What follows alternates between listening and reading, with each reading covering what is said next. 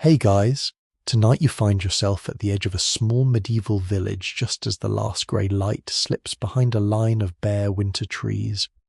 Cold stone presses through the soles of your boots, damp straw clings to the lane beside you, and smoke gathers beneath soot-black rafters while a church bell sounds somewhere beyond the river mist. Your cloak smells faintly of wet wool, your fingers are numb, and every horse tied near the gate breathes pale clouds into the evening air. Torchlight shivers across mud deep enough to swallow half a shoe, which is a detail medieval travel brochures really oversold this experience by neglecting. You probably would not last a week out here without complaining about the bedding, the plumbing, or the alarming number of things served in bowls that are technically called supper. So, before you get comfortable, take a moment to like the video and subscribe, but only if you genuinely enjoy what I do here.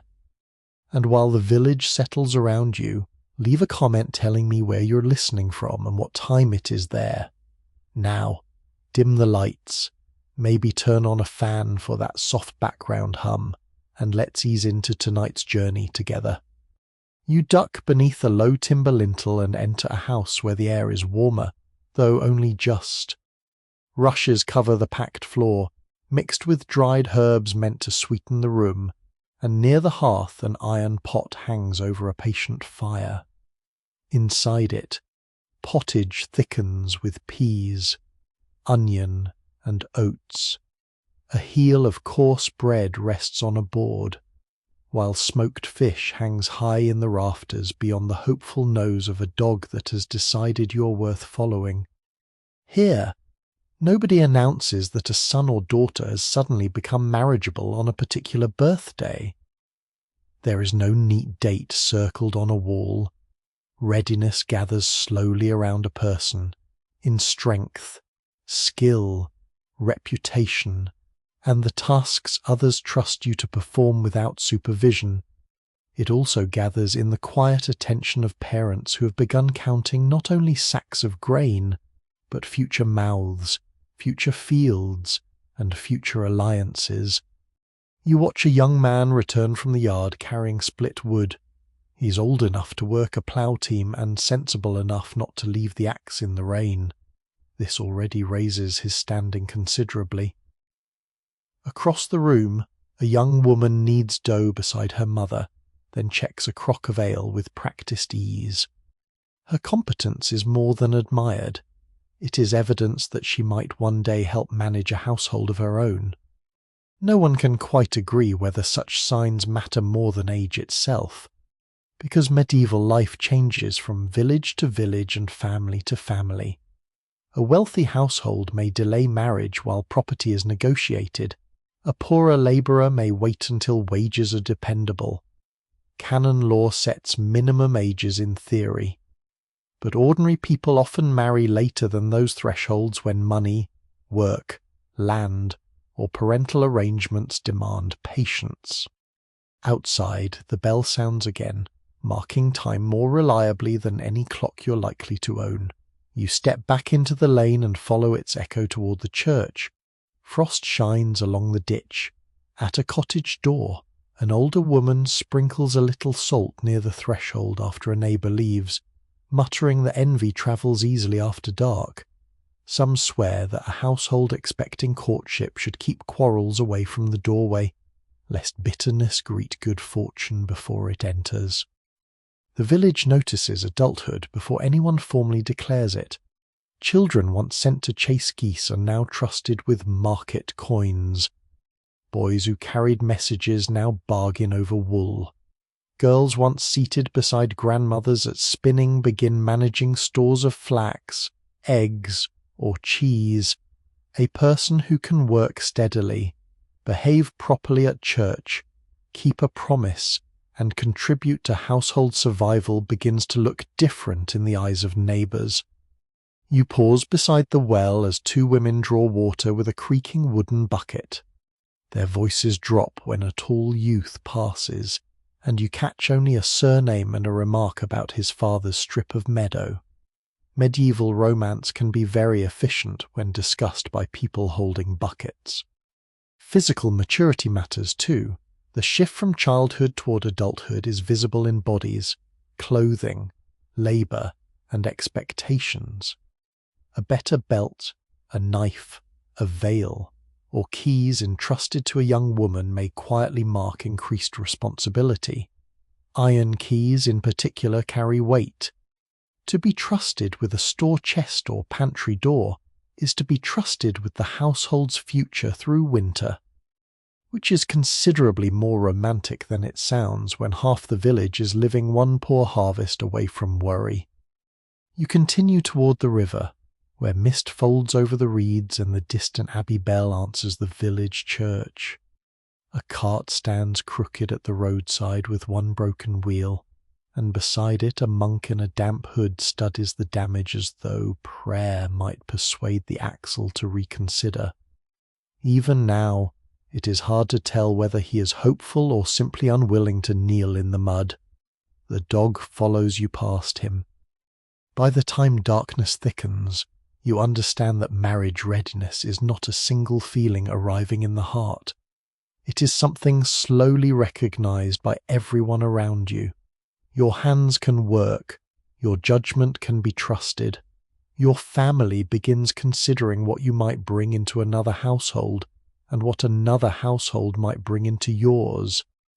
And somewhere behind a shuttered window, beneath a half-burned beeswax candle, two parents lower their voices over supper and begin making calculations that will shape far more than one wedding day. The calculations continue long after the bowls are scraped clean and the fire has settled into red coals. You remain near the hearth while the father nudges a charred log inward with iron tongs, and the mother folds a wool cloth over the remains of the bread. Neither speaks loudly.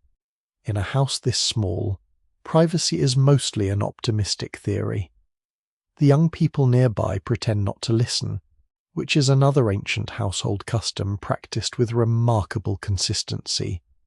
What matters tonight is not whether someone has fallen helplessly in love.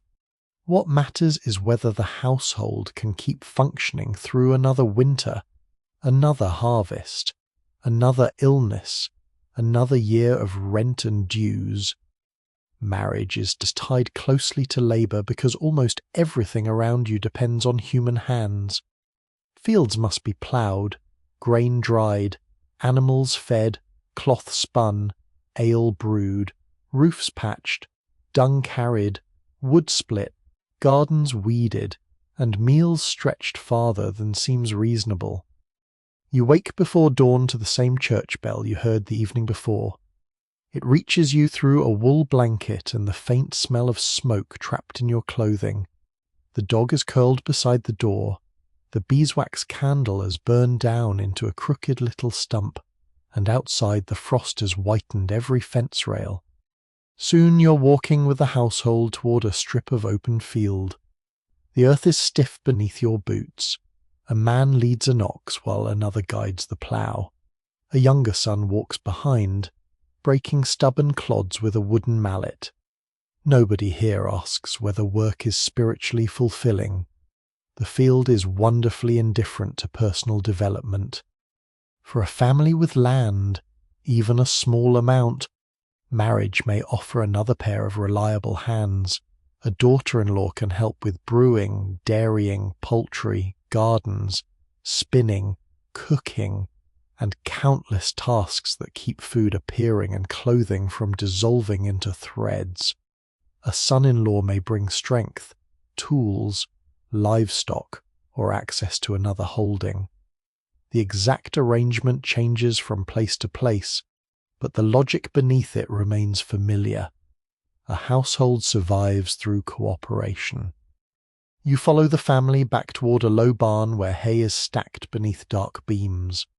A winter storehouse nearby contains sacks of oats, dried peas, onions, a little salt, and several smoked sides of meat reserved for careful use. The older woman of the house checks these supplies often. She runs her hand across the grain sacks and studies each hanging bundle of herbs as though counting the remaining weeks until spring. This is one reason parents think about marriage when they do. their own bodies are slowing. A father who once worked from dawn until the evening bell now pauses to straighten his back. A mother who once carried full buckets from the well begins handing the heavier one to her daughter. Knees stiffen, eyes weaken in smoky rooms, fingers ache in winter cold. There is no pension waiting beyond the gate.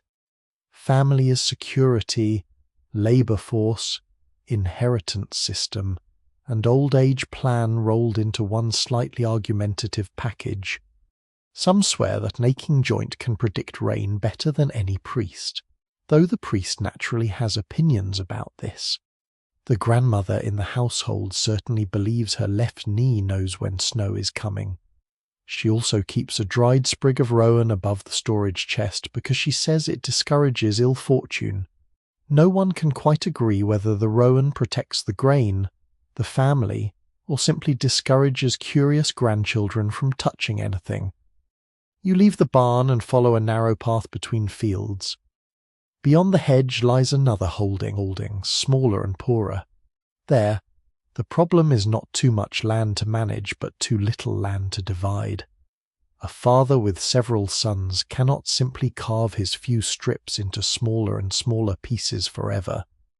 In some communities, inheritance customs favour one heir more strongly.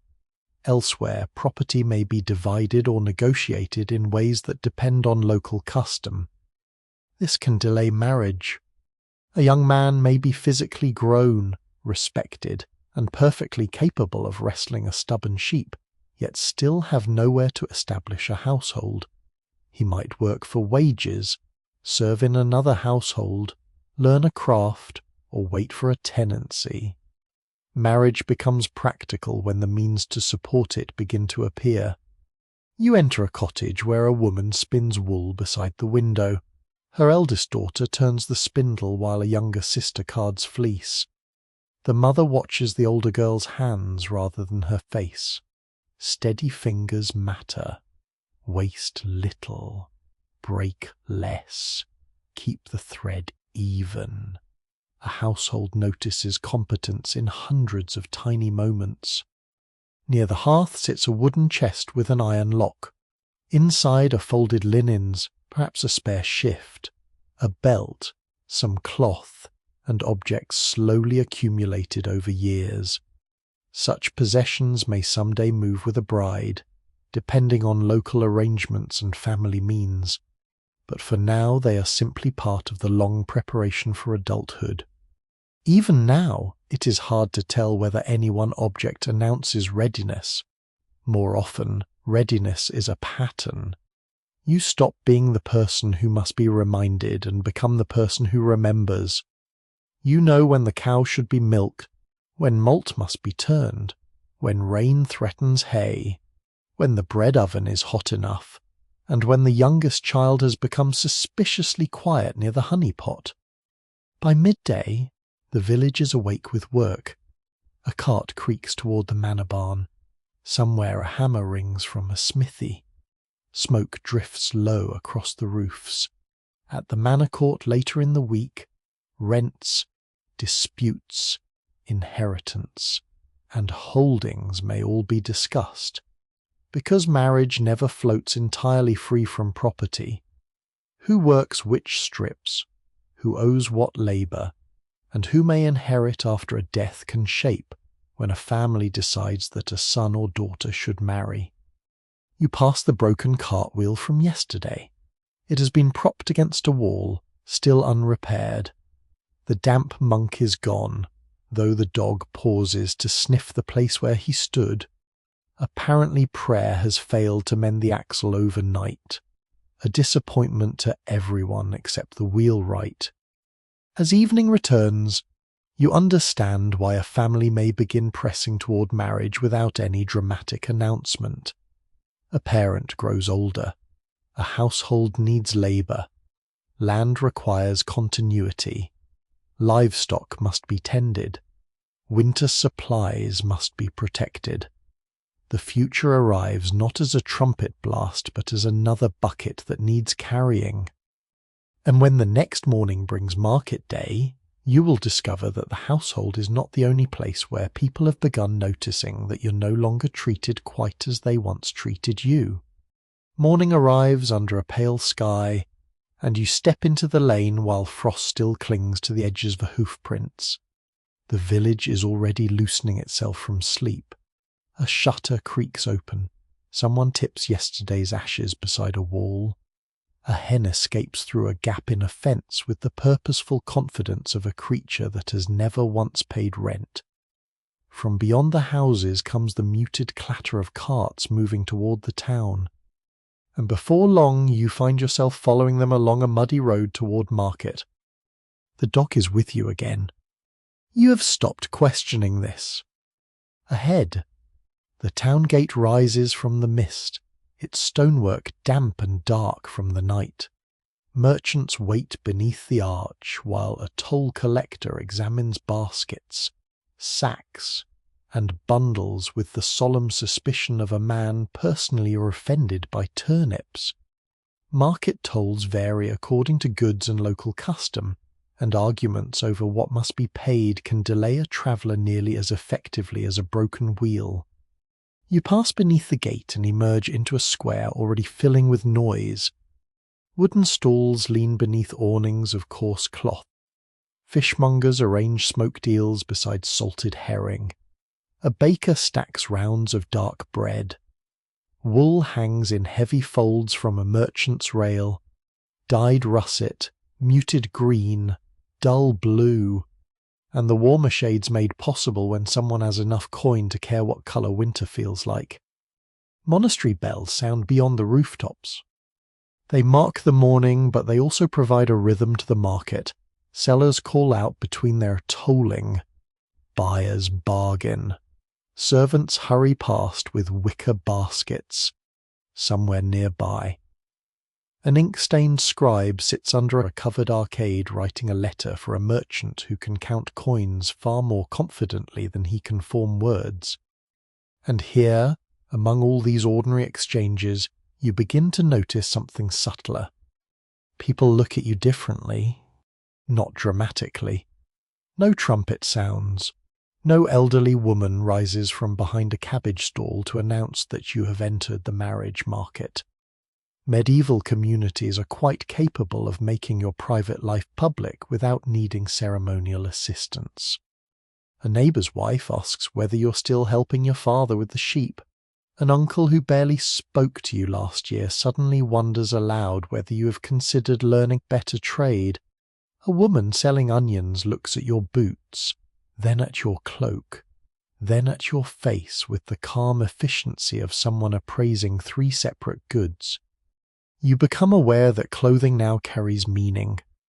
A young unmarried woman may dress much like others of her station, yet small differences in head coverings, belts, fabrics, jewellery, and local custom can help signal age, status, respectability, and household position. A young man's cloak, knife, purse, or quality of shoes may suggest whether he's still dependent on his family or beginning to manage his own earnings.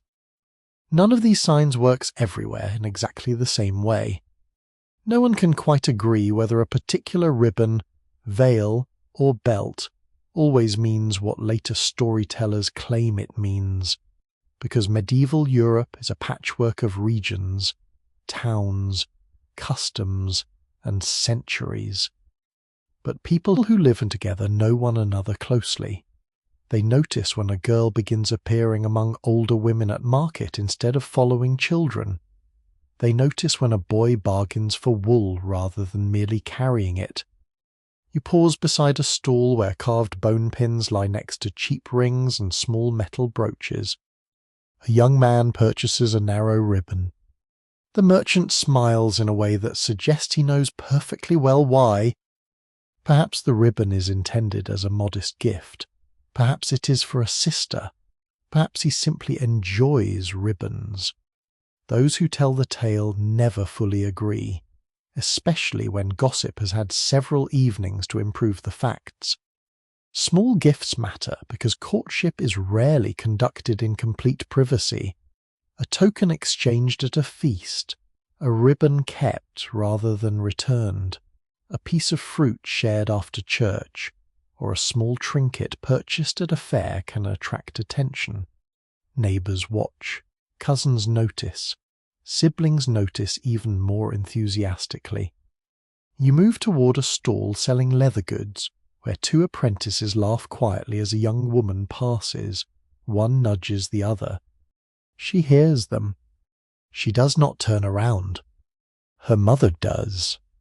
The apprentices abruptly discover a profound interest in belt buckles. Reputation begins forming from moments like this. A person known for steady work, decent manners, good attendance at church, and restraint in public may be regarded as a promising match. Someone notorious for drunken quarrels, broken promises, laziness, or reckless spending may be less appealing, even if handsome enough to make several grandmothers briefly reconsider their standards. You stop near a spice cellar where the air smells of pepper, dried herbs, wax, and damp wool. Beside the stall hangs a little charm shaped like a heart, though its meaning is not quite the modern one you might expect. Medieval people carry many small protective objects, pilgrim badges from shrines, saints' tokens, charms against sickness, bits of blessed material, and objects associated with luck or fertility. A woman beside you touches a pilgrim badge pinned to her cloak before beginning an awkward conversation with a widower. Some swear that visiting the shrine of a saint associated with marriage or fertility can help bring a suitable spouse. Others insist that certain herbs carried beneath clothing encourage affection or protect against jealousy. Even now, it is hard to tell whether such customs are believed literally, followed playfully, or simply repeated because grandmothers dislike allowing traditions to die quietly. The market grows warmer as the sun climbs. Mud softens beneath hundreds of feet. Horses stamp beside carts. A boy carrying geese nearly loses control of the entire procession, and for several moments the square experiences more organization from the geese than from the people. You buy a piece of coarse bread and stand beside a stone fountain. Across the square, families greet one another carefully. Mothers introduce daughters to distant cousins. Fathers linger near men whose sons have good trades. A master craftsman asks questions about another household's reputation while pretending to inspect a sack of barley. You begin to understand that entering marriageable age means entering a wider web of observation. The household first notices that you can work. The village next notices that you can be considered. Your posture, clothing, manners, skills, companions, jokes, absences, purchases, and even the person beside whom you stand after Mass begin collecting meaning around you. Not every glance leads toward marriage. Not every rumour matters. Yet the community is quietly sorting possibilities. By late afternoon, merchants begin covering their goods. You leave the square with mud on your boots and the smell of smoked fish clinging to your cloak. Behind you, bells roll across the rooftops. The road leads home. But before you reach the village, you already know that several people will arrive there carrying news of whom they saw speaking to whom, who bought a ribbon, who looked prosperous, and whose mother smiled a little too knowingly. And once families begin hearing such things, quiet observation soon becomes quiet calculation. By the time you return to the village, dusk has thickened into a cold blue evening, and the news from market has somehow travelled faster than you have. A woman drawing water near the well already knows who bought the ribbon. The baker knows which family asked after a certain apprentice. An old man sitting beneath the eaves of the alehouse appears to know nearly everything, though no one remembers seeing him leave his bench all day. Information, it seems, needs neither horse nor cart when marriage is involved. You follow the familiar lane toward the house where the half-burned beeswax candle still waits near the hearth. Inside, wet cloaks steam from wooden pegs. Rushes have been stirred across the floor, releasing the faint smell of dried mint mixed with smoke, damp wool, and supper. A pot of pottage rests beside the fire. Coarse bread lies on a trencher, and a small piece of smoked fish is divided with such precision that you suspect the mother could have found employment measuring cathedral stones. The conversation begins only after the door is barred. This is when parents calculate, not with parchment ledgers in most humble households, and certainly not with anything as neat as numbers arranged in columns. Instead, they measure futures aloud. A neighbouring family owns 2 cows. Their eldest son is hard-working. Their cottage roof leaks. Another household has better land but 3 daughters requiring portions. A cooper's apprentice has good prospects, although his uncle drinks too much. A widow's daughter is praised for brewing ale but comes from a family involved in a boundary dispute so old that nobody remembers where the boundary originally was. Marriage can make relatives of people who have spent years arguing over hedges.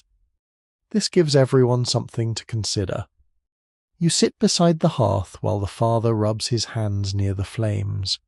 His thoughts turn first toward property.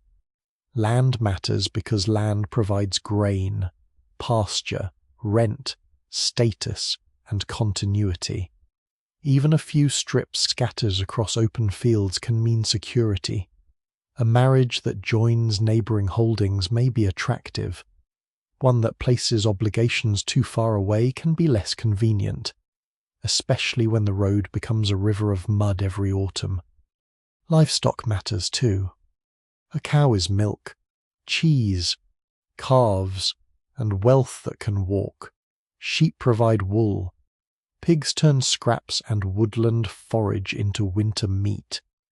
Poultry gives eggs, while also demonstrating an almost supernatural ability to appear precisely where your feet are about to land.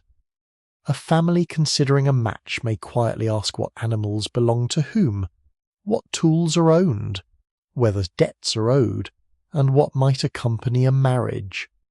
The exact customs differ widely by region and social rank. A bride may bring money, household goods, livestock, cloth, or land. A groom may contribute property, tools, earnings, or rights connected to a tenancy. No one can quite agree whether every agreement is as carefully planned as later records make them seem. Plenty of arrangements are surely shaped by circumstance, personality, urgency, and families doing their best with whatever they have. Still, bargaining is real. You hear the mother mention linen.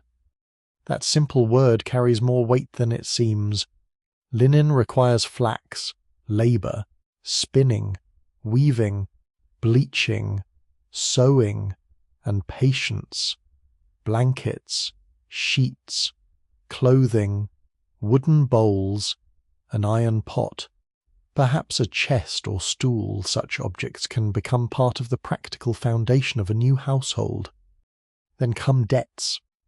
The room grows quieter. A prosperous-looking family may owe money. A tradesman may have tools but no secure workshop. A tenant may hold valuable land yet depend upon a lord's approval for certain transfers or inheritance arrangements.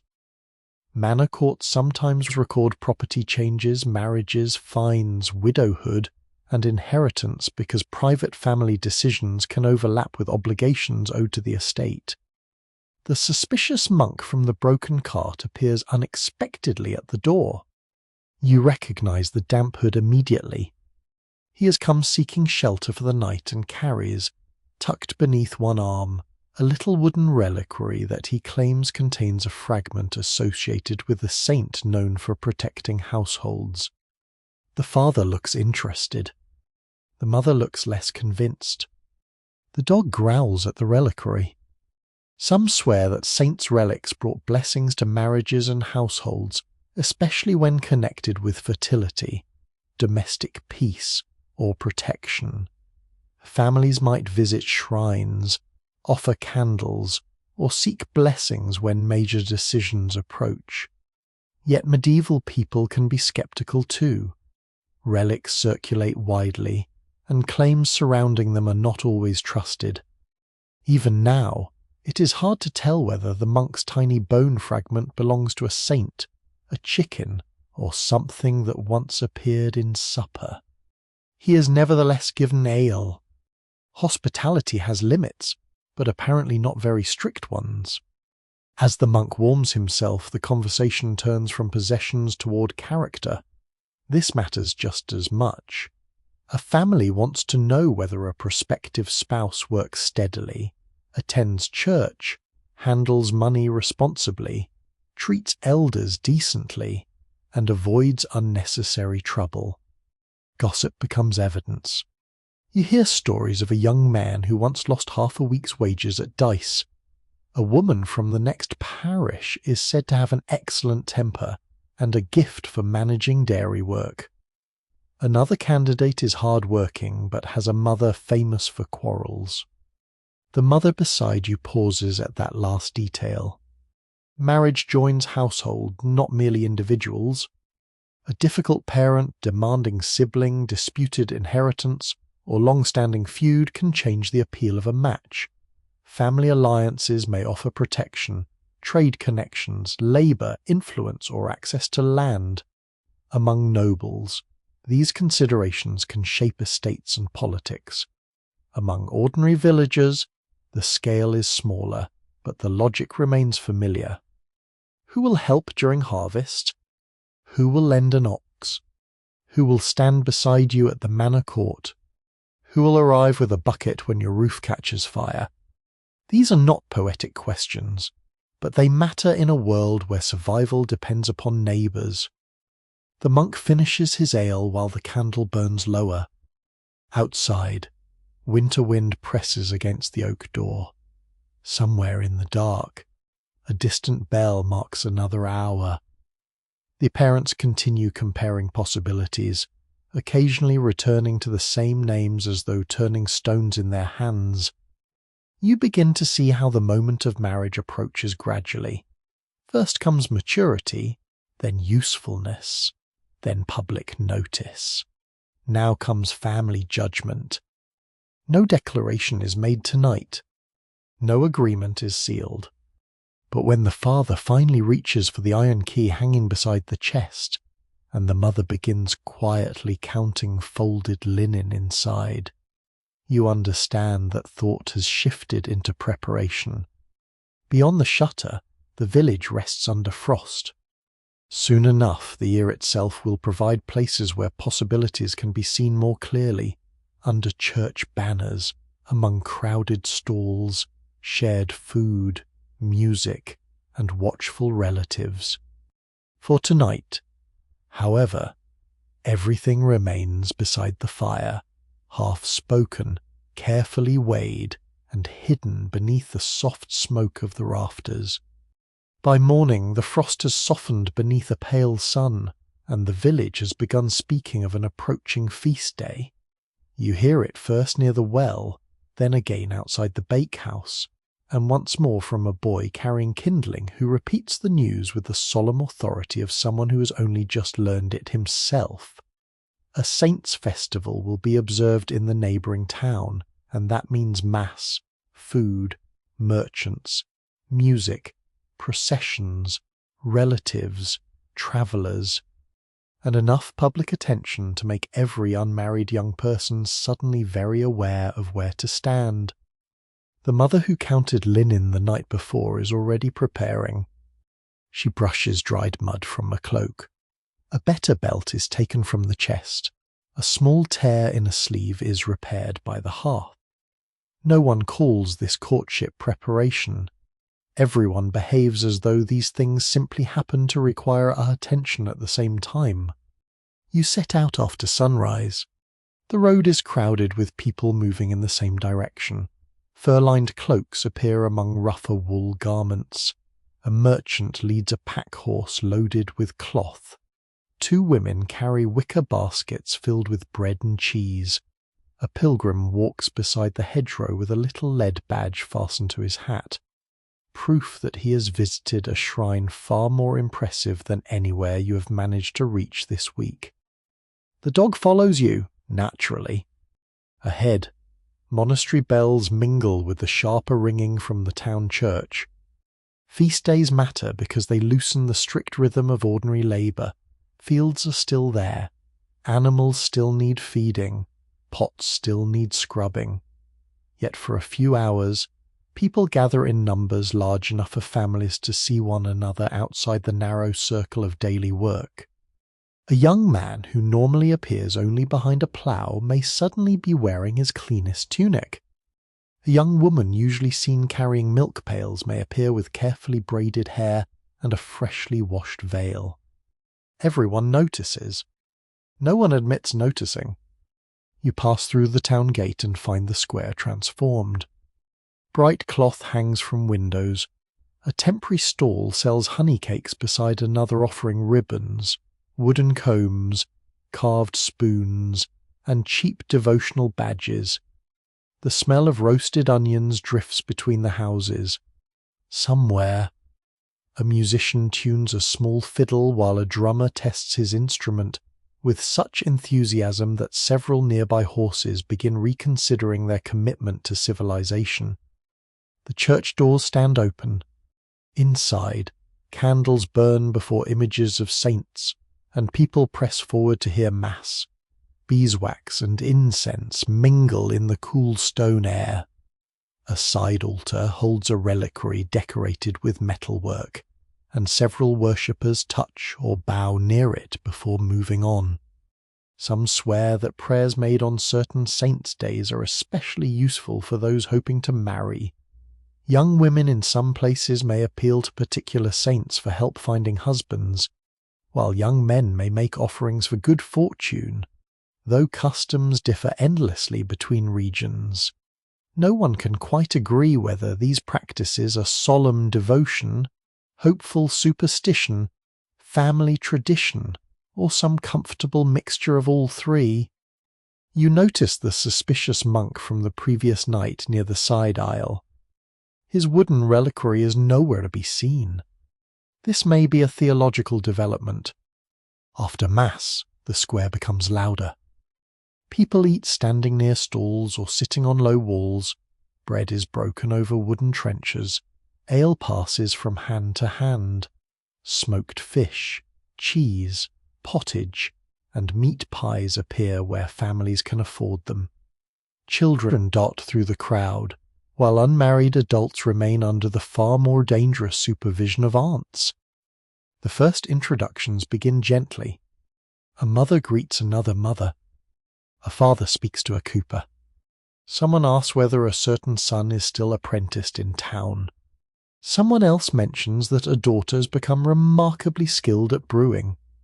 Nothing appears arranged, and yet almost every conversation seems to drift eventually toward age, occupation, relatives, land, health, reputation, or prospects. You stand near a stall selling pears preserved from autumn and watch 2 young people exchange perhaps 6 words under the supervision of 3 older women. This is apparently considered ample opportunity to discover character. Later, music begins near the market cross. Dancing at festivals can provide one of the few respectable settings where unmarried people may interact publicly, though customs and church attitudes vary. Hands meet briefly, groups form and separate, feet move across packed earth in patterns known to everyone except you. You try to stay out of the way. The dog does not.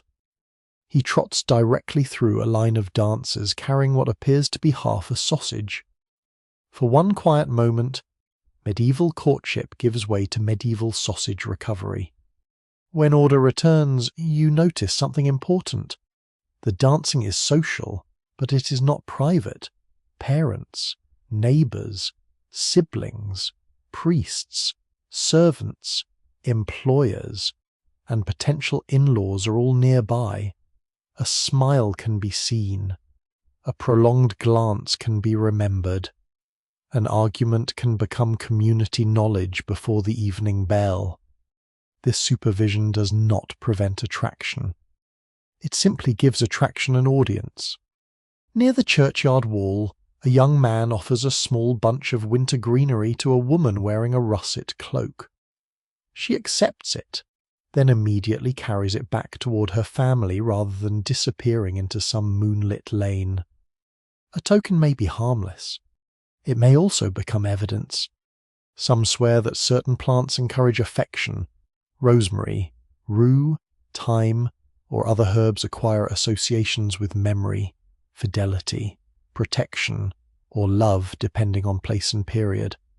A sprig exchanged on a feast day can mean very little, or it can mean precisely enough to keep a village talking through Lent.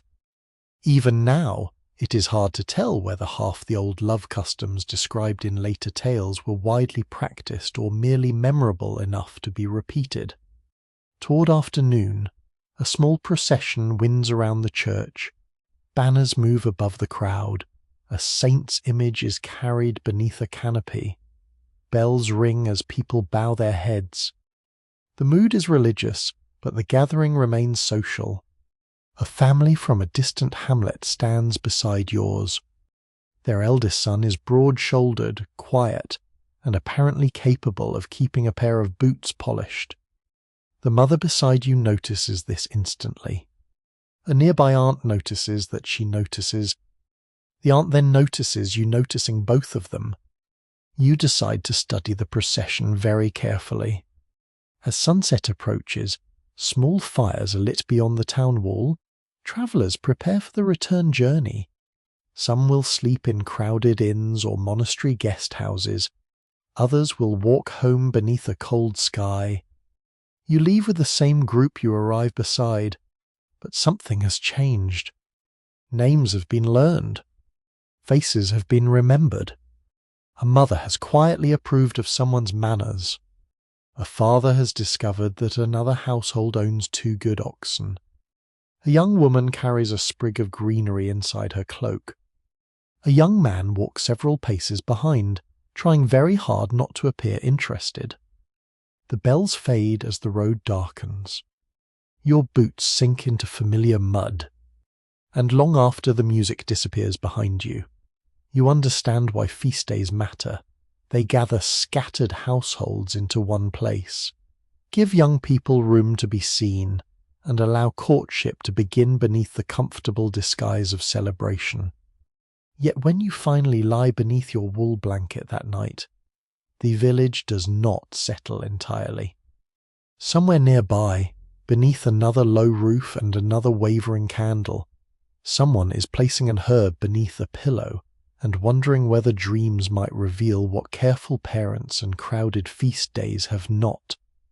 The herb beneath the pillow smells faintly sharp in the darkness, somewhere between rosemary, dried lavender, and the dusty sweetness of last summer. You lie beneath a heavy wool blanket while the house settles around you. The hearth has collapsed into a red glow. Wind nudges the shutters.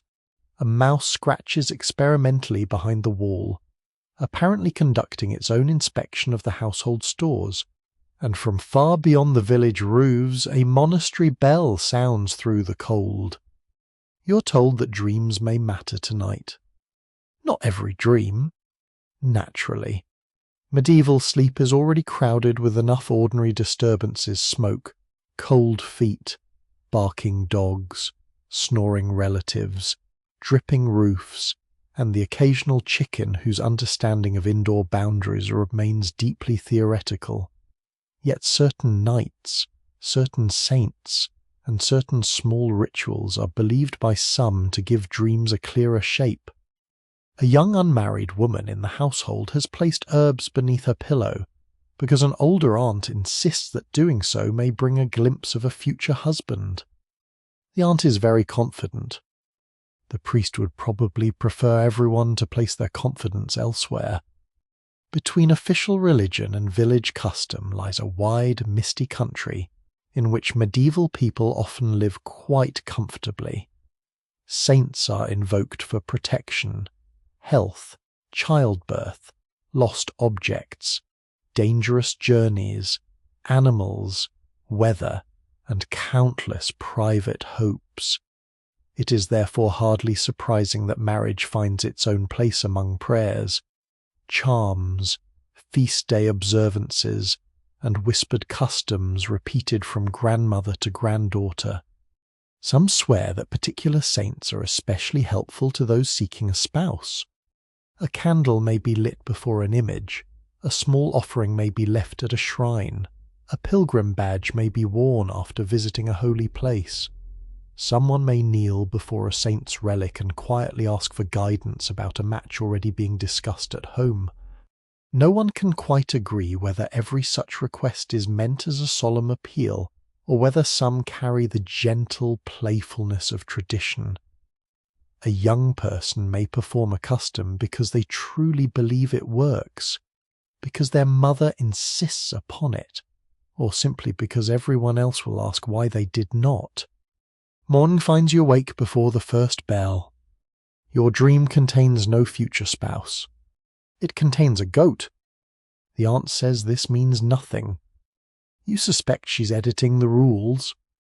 After breakfast, you follow several villagers toward a roadside shrine standing beneath a bare hawthorn tree. Frost rims the grass.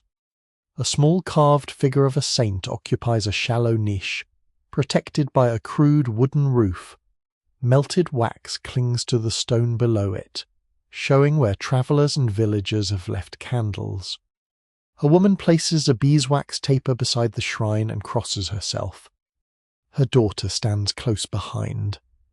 The daughter's marriage prospects have evidently become a matter requiring heavenly administration. You remain respectfully nearby while river mist drifts across the fields. A strip of cloth has been tied to a branch, though whether it belongs to a marriage custom, a healing petition, or merely someone with a damaged sleeve is impossible to know. Even now, it is hard to tell whether many surviving tales of marriage omens describe common practice or unusual customs remembered precisely because they were unusual. Medieval beliefs shift across villages, regions, social classes, and generations. What seems perfectly sensible in one valley may sound faintly ridiculous over the next hill. That has never stopped people from repeating it. By midday you hear of birds. A girl carrying kindling points toward two ravens crossing the winter sky and receives 3 different interpretations before she reaches the house. One woman says birds flying together promise companionship. Another says ravens are a poor sign. A third says the direction matters. The birds, unaware of the responsibility placed upon them, continue toward the woods. Animals, weather, dreams, accidental encounters, and strange coincidences can all become signs when people are already hoping for an answer. A bird appearing at a window, a sudden gust extinguishing a candle, a dropped spoon, a ring found unexpectedly, or even the direction from which a voice is first heard in the morning may be folded into local superstition. Those who tell the tale never fully agree about what any of it means. Near sunset, you sit with several women sorting dried herbs beside the hearth. Bundles hang from the rafters: sage, rue, rosemary, mint, and plants gathered for cooking or household remedies. Herbs occupy a curious place in medieval life because the same plant may season food, soothe an ache, repel insects, appear in a charm, and become associated with love or fidelity. An elderly woman selects a sprig and explains that it should be carried close to the body when attending a feast. Another woman rolls her eyes. The elderly woman notices. The discussion ends. You begin to understand that medieval superstition is not a world in which everyone believes everything. Skepticism lives beside belief. Priests condemn some magical practices while tolerating harmless customs. Families repeat rituals without agreeing on their power. A person may laugh at one omen and become deeply unsettled by another. The suspicious monk appears again before supper, now carrying his wooden reliquary beneath his cloak. The dog immediately growls. The monk insists that the object is genuine. Nobody asks what happened to it during the feast day. He tells the household that prayers offered with proper devotion are worth more than charms, dreams, or wandering signs. The grandmother agrees solemnly, then waits until he turns away before slipping a small iron object beneath the threshold. Iron is sometimes regarded as protective against harmful forces, ill luck, or troublesome supernatural beings. A horseshoe, nail, knife, key, or other iron object can acquire protective associations depending on local custom. The grandmother calls hers practical caution. You decide not to challenge her definition. Later, salt spills near the table. Everyone pauses. For half a heartbeat, the room becomes very still. Then the mother pinches a little between her fingers and casts it aside with a familiar gesture meant to turn away misfortune. Salt is valuable, useful, and surrounded by enough symbolic meaning to make wasting it unfortunate, even without supernatural consequences. The young woman with the herbs beneath her pillow watches carefully. She's trying to learn whether the signs point toward marriage. But the signs are wonderfully uncooperative. Dreams contradict birds. Herbs disagree with candles. An aunt trusts saints. A grandmother trusts iron. The monk trusts prayer. The dog trusts absolutely nothing carried by the monk. Night comes again. You lie beside the dwindling hearth while snow begins tapping softly against the shutter. Another herb has been placed beneath another pillow. Somewhere in the darkness, someone quietly hopes for a revealing dream. Perhaps such customs offer certainty. Perhaps they simply make uncertainty easier to bear. In a world where families calculate, neighbours observe, and futures depend upon land, labour, health, and chance, even a small sign can feel comforting. The bell sounds once more through the winter night. You close your eyes, and before sleep reaches you, you realize that whether the omens speak clearly or not, morning will return with something far more powerful than any dream. The opinions of the village. The opinions of the village arrive before breakfast. You hear them in the lane before you even lift the wooden latch. Someone has seen the young woman from the feast speaking near the churchyard wall. Someone else remembers that the young man with the polished boots once argued with a miller. A third person insists the argument was actually with the miller's brother, which is apparently an entirely different category of concern. By the time you step outside, the story has travelled farther than either participant. The morning is wet rather than frozen. Rain has worked through the night, darkening the thatch and turning the road into a brown ribbon of mud. Your cloak grows heavy almost at once. The dog trots beside you with the smug ease of a creature whose reputation has never depended upon keeping its feet clean. You follow the lane toward the neighbouring parish. Here, marriageable people are judged not only by what they own or how old they appear, but by what others believe about them. Reputation matters because trust matters. A household considering a son-in-law or daughter-in-law wants someone who will work, keep agreements, care for property, respect kin, and avoid bringing constant trouble through the oak door. In a small community where the same faces appear at church, market, harvest, alehouse, manor court, and burial ground, character is difficult to hide for long. A man who rises early and finishes his work earns notice. So does one who disappears each afternoon into the alehouse. A woman known for managing dairy work carefully may be praised beyond her own household. Another who is said to waste grain or quarrel with neighbours may find stories growing around her, whether those stories are fair or not. No one can quite agree whether village gossip usually protects communities from bad matches or simply gives bored people something to do while shelling peas. You reach a bridge where two carts are stuck nose to nose. Neither driver wants to reverse.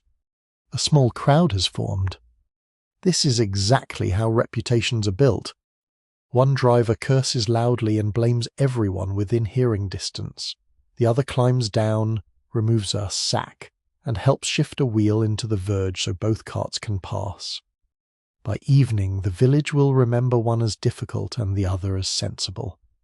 Neither intended to perform a public demonstration of marriageability before breakfast. Yet here you are. You continue toward a smithy where sparks jump beneath the dark roof. The blacksmith's apprentice pumps the bellows, his sleeves rolled above soot-darkened forearms. He has a reputation for steady work and for returning borrowed tools. That second detail matters more than you might expect. In a world where iron objects are expensive and repairs often depend upon neighbours, returning what you borrow becomes evidence of character. A missing hammer can damage a friendship faster than an elaborate insult. The apprentice is also known to attend Mass regularly. Public piety matters, at least in appearance. Church attendance places people within the moral gaze of the parish. Priests may know who quarrels, who neglects obligations, who keeps suspicious company, and who arrives consistently enough that no one notices them at all. Even now, it is hard to tell whether every person standing quietly through Mass feels particularly devout or merely understands that absence will be noticed. You leave the smithy and walk toward a cluster of cottages beyond the stream. A woman there has an excellent reputation for spinning. Her thread is even, her clothwork reliable, and she rarely wastes wool. Yet what neighbours praise most is her patience with an elderly mother whose joints have stiffened so badly that winter mornings move very slowly. Kindness becomes practical evidence. Marriage means illness, hunger, exhaustion, damaged roofs, failed crops, difficult relatives, and winters that seem determined to outlast the firewood. A gentle temper is valuable. So is a controlled one. You hear of a young man from another hamlet who is strong, healthy, and financially promising. He also loses his temper when drinking. Families remember this. One public quarrel can linger for years, especially if it occurs after a feast when half the parish witnesses it. A punch does not need to land particularly well to damage marriage prospects. Medieval village memory has excellent storage capacity when embarrassment is involved. Some swear that a person's temper can be judged from the shape of the face, the colour of the complexion, or the balance of bodily humours. A ruddy man may be called hot-blooded. Someone pale and quiet may be described as cold or melancholy. Physicians and ordinary people alike inherit ideas linking temperament to bodily qualities, food, seasons, and health. The village widow you meet by the roadside has a simpler method. She watches how a man treats an animal that refuses to cooperate. Her theory requires no Latin. You walk with her toward the alehouse where smoke leaks from beneath the roof tiles. Inside, several men sit over cups of weak ale and trenchers stained with onion broth. The room smells of wet wool, wood smoke, and yesterday's spilled drink. Here reputation moves at full speed. Someone mentions a cooper who is considering marriage. Immediately 3 men remember that he pays debts. A 4th remembers that his roof leaks. A 5th remembers that his sister married badly. None of these facts is directly connected, yet all are treated as evidence.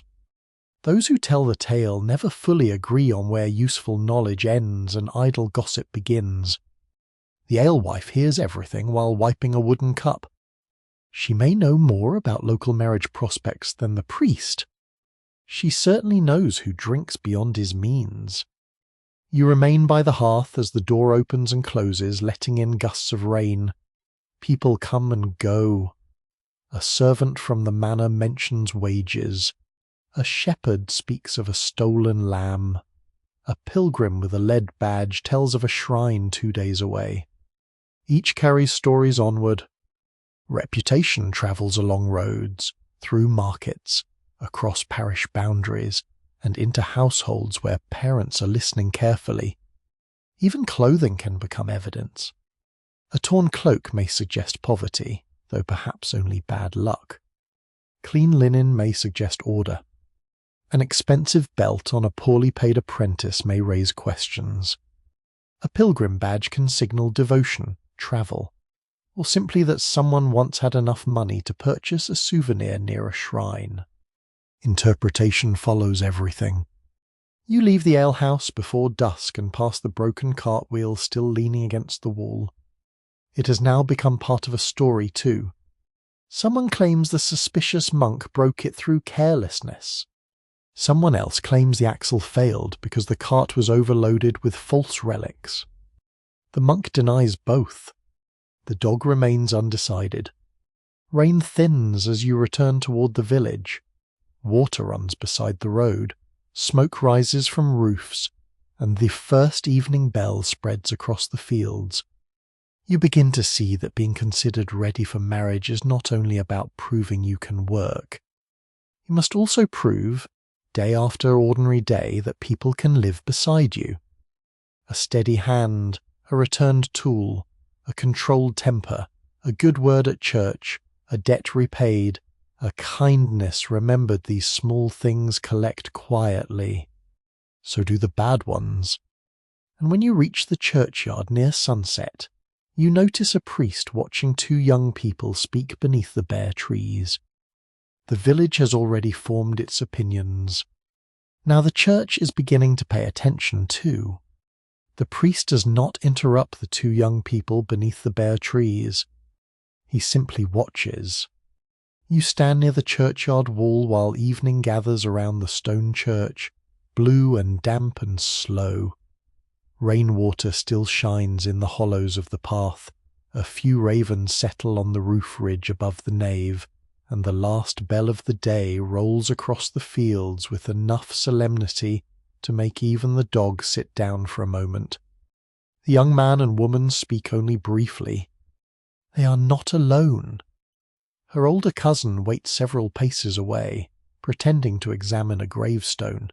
His uncle is near the gate talking to a farmer. The arrangement leaves just enough space for conversation and not nearly enough for mystery. That is often the point.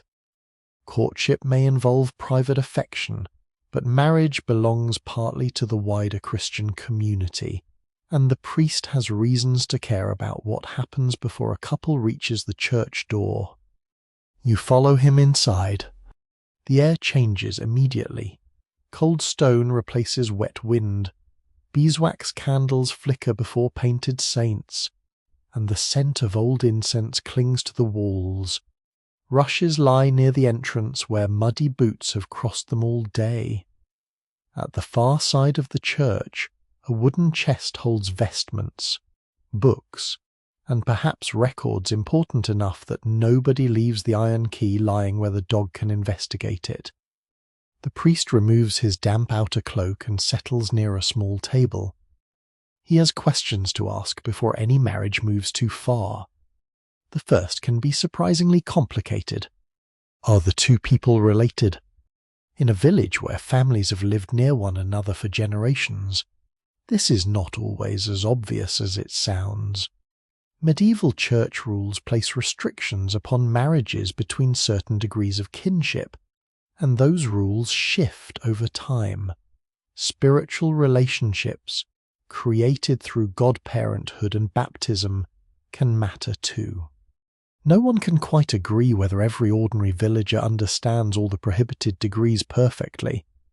This seems extremely likely, considering that even the suspicious monk has difficulty remembering which cousin belongs to which household. The priest therefore asks, "Parents remember grandparents. Aunts remember everyone. Grandmothers remember relatives who've been dead for 40 years and remain irritated by several of them. You sit near the wall while names are slowly connected. A family from the next parish is mentioned, then a dead uncle, then a godmother. Someone insists there is no forbidden relationship. Someone else remembers a marriage from 2 generations earlier." The priest rubs his forehead. Medieval romance occasionally requires genealogy before poetry. The Church is also concerned with whether either person is already bound to someone else. Promises matter. Marriage in medieval Christianity develops through a complicated mixture of consent, public ceremony, customary practices, family involvement, and ecclesiastical rules. A couple might exchange words of consent in ways that create serious consequences even without the elaborate wedding scene later storytellers prefer. This makes secret promises troublesome. A whispered agreement made without witnesses can produce disputes afterward. One person may claim a marriage exists, another may deny it. Families may insist they knew nothing. Priests generally prefer matters to be clear enough that nobody arrives years later carrying 3 witnesses and an extremely determined aunt. Some swear that young lovers deliberately use secrecy to escape parental plans. Others insist most families retain enormous practical influence, even where the Church emphasizes the consent of the couple. Even now, it is hard to tell how neatly written rules match every real household. What's clear is that consent matters. A marriage is not merely a cow exchange for a chest of linen while 2 silent people stand nearby like furniture. Parents negotiate. Property matters. Community pressure matters. Yet the spoken agreement of the couple carries religious and legal weight, particularly as church teaching becomes more clearly defined. The priest wants to know whether both agree, not whether the father prefers it, not whether an aunt has already purchased ribbon, not whether the grandmother has interpreted 6 birds and a spilled spoon as divine approval. The couple themselves must answer. The grandmother considers this reasonable, provided the birds not ignored entirely. You leave the church as darkness deepens and return several mornings later, when the congregation gathers for Sunday Mass. Wet wool fills the nave. People stand close together beneath timber beams darkened by years of smoke. A child fidgets. An old man coughs. The baker smells faintly of flour. The suspicious monk has somehow found a place near the front, which the dog considers an unacceptable development. Then comes an announcement. Names are spoken publicly. The banns, where practiced according to later medieval ecclesiastical procedure, give the community an opportunity to reveal an impediment to the marriage. Perhaps one person is already married. Perhaps the couple are too closely related under church rules. Perhaps some other obstacle exists that should be known before the wedding. You can almost feel the congregation listening harder. Few things focus a village quite like being officially invited to mention a problem. Nobody speaks. This does not mean nobody has opinions. Outside after Mass, opinions multiply immediately. One woman thinks the match excellent. Another remembers that the groom's grandfather once disputed a pig. A third believes the pig belonged to someone entirely unrelated. The priest walks past without slowing. He has heard worse. Confession may also enter the weeks surrounding marriage, especially as couples prepare spiritually for an important sacrament and a new household life. The exact local practices vary, but priests encourage moral preparation, proper conduct, and avoidance of arrangements that violate church teaching. You see the couple entering separately one evening while candles burn low. The church door closes behind them. Outside, the wind carries the smell of snow. Religious calendars shape timing too. Certain seasons and holy periods may discourage or restrict elaborate wedding celebrations, and local practice can govern when festivities are considered appropriate. Families therefore think about feast days, fasting periods, harvest work, weather, and church expectations all at once. A wedding during the busiest agricultural weeks may be inconvenient. A celebration during a penitential season may be discouraged. A winter marriage may mean cold roads and expensive food stores. A summer one may collide with field labour. Apparently even romance must consult the agricultural calendar. You stand beneath the church porch as snow begins falling in small dry grains. The priest steps outside and pulls his hood close. Behind him the church remains dim and warm with candlelight. You realize that the church does not simply appear at the final ceremony. It watches the path leading toward it. It asks who may marry, whether both consent, whether obstacles exist, whether promises have already been made, and whether the community knows enough to speak before it is too late. The village has watched courtship with curiosity. The families have watched it with calculation. The church watches with rules. And when you leave the porch, following the dog through the first thin snow, another question begins to rise beneath all the others. Even if everyone approves, can the couple actually support a household of their own? By dawn, the answer will be waiting in the workshops, kitchens, fields, and barns. By dawn, the answer is already making noise. A hammer strikes iron somewhere beyond the houses. A wooden shutter slaps open. Someone drags a bucket across frozen ground. From the barn comes the low complaint of a cow that has apparently decided sunrise is an administrative error. You pull your cloak tighter and step into the village while the first monastery bell rolls across the fields. Today, nobody's asking whether a match looks promising. The question is whether two people can work. You begin at the smithy, where yesterday's rain has frozen into a thin skin along the yard. Inside, the blacksmith's apprentice is already pumping the bellows. Fire glows against soot-black walls, and sparks rise whenever the hammer falls. Iron is expensive, tools are precious, and a young person trusted to shape, repair, sharpen, and account for valuable metal is no longer being treated like a child. Skill becomes a kind of proof. A craftsman who finishes apprenticeship, earns wages, or gains a place within a workshop may finally possess enough stability to consider marriage. In towns, guild structures and local customs can shape when this happens. Some apprentices marry only after advancing further in their trade. Others wait until they can rent rooms, purchase tools, or secure a dependable income. No one can quite agree whether medieval young people spend more time worrying about love or about the price of rent.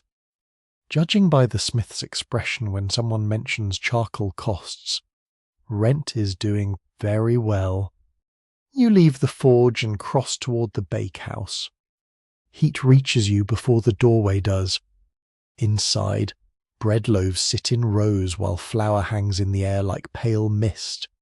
The baker's daughter works beside her mother, dividing dough by feel and judging the oven without any thermometer, more advanced than experience and a willingness to place one's face surprisingly close to hot masonry. Household skill matters just as much as craft skill. A woman expected to help manage a home may need to know how to stretch grain stores, brew ale, preserve food, tend poultry, spin thread, mend clothing, oversee servants in wealthier households, and keep track of 100 small necessities that become visible only when someone forgets them. The baker's daughter lifts a loaf and taps its underside. She listens. Apparently the bread has opinions. She nods and sets it aside. You continue toward a larger house where ale is being brewed. Steam gathers beneath the rafters. Malt, water, wooden tubs, ladles, buckets, and patience fill the room. Brewing is not merely an occasional amusement. In many households, ale is an ordinary part of the diet, and producing it well can be a valuable domestic skill or source of income. The woman overseeing the brew keeps a close eye on everything. Her eldest daughter carries water, cleans vessels, and watches the temperature by experience. Some swear that a household with a good brewer never lacks visitors. This is probably true for reasons having very little to do with courtship. Outside, you follow a narrow path toward the sheepfold. A young man is repairing a hurdle while an older shepherd watches without interfering. That lack of interference is important. Being able to complete work without constant instruction signals something deeper than strength. Responsibility. The young man notices a loose fastening, fixes it, then checks the adjoining section before leaving. Nobody praises him. Medieval adulthood often arrives quietly. One day you are told every task twice. Then gradually, people simply expect you to know. You move on through fields silvered with frost. A tenant farmer and his grown son walk the boundaries of their strips. They discuss seed grain, drainage, and whether an ox can be spared for another household later in the week. Marriage may depend upon access to work as much as willingness to perform it. A labourer who earns regular wages has better prospects than one surviving through irregular day work. A tenant with secure access to land may be considered ready sooner than someone still dependent upon a father's holding. A servant living in another household may postpone marriage until service ends or until enough money has been saved. Even now, it is hard to tell whether a person delays marriage because of preference, poverty, family obligation, or simply the stubborn refusal of opportunity to arrive on schedule. You reach the manor yard by midday. Servants carry sacks into a storehouse. A clerk marks payments. An ink-stained scribe sits at a narrow table, recording grain dues and labour obligations with the severe concentration of a man whose fingers have not been warm since November. Here, work is measured differently. A steward values reliability.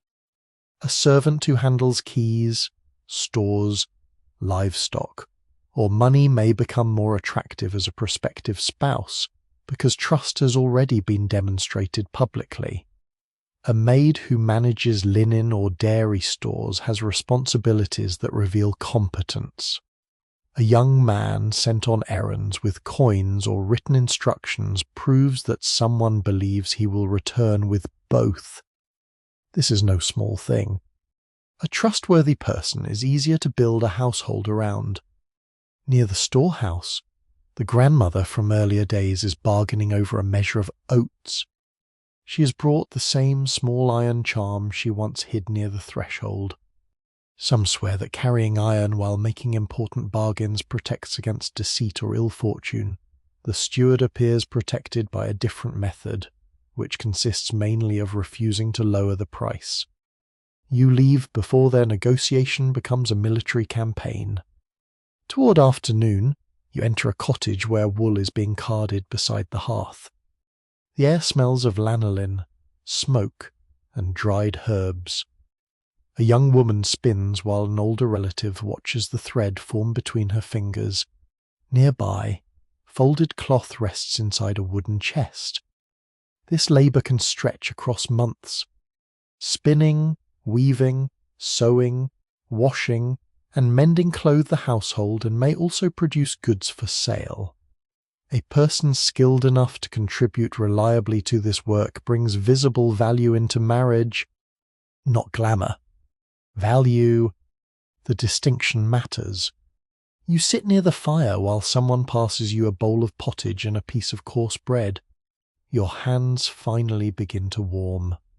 Outside, the broken cartwheel has at last disappeared from beside the wall. The wheelwright has repaired it. The suspicious monk claims his prayers helped. The wheelwright claims otherwise. Those who tell the tale never fully agree.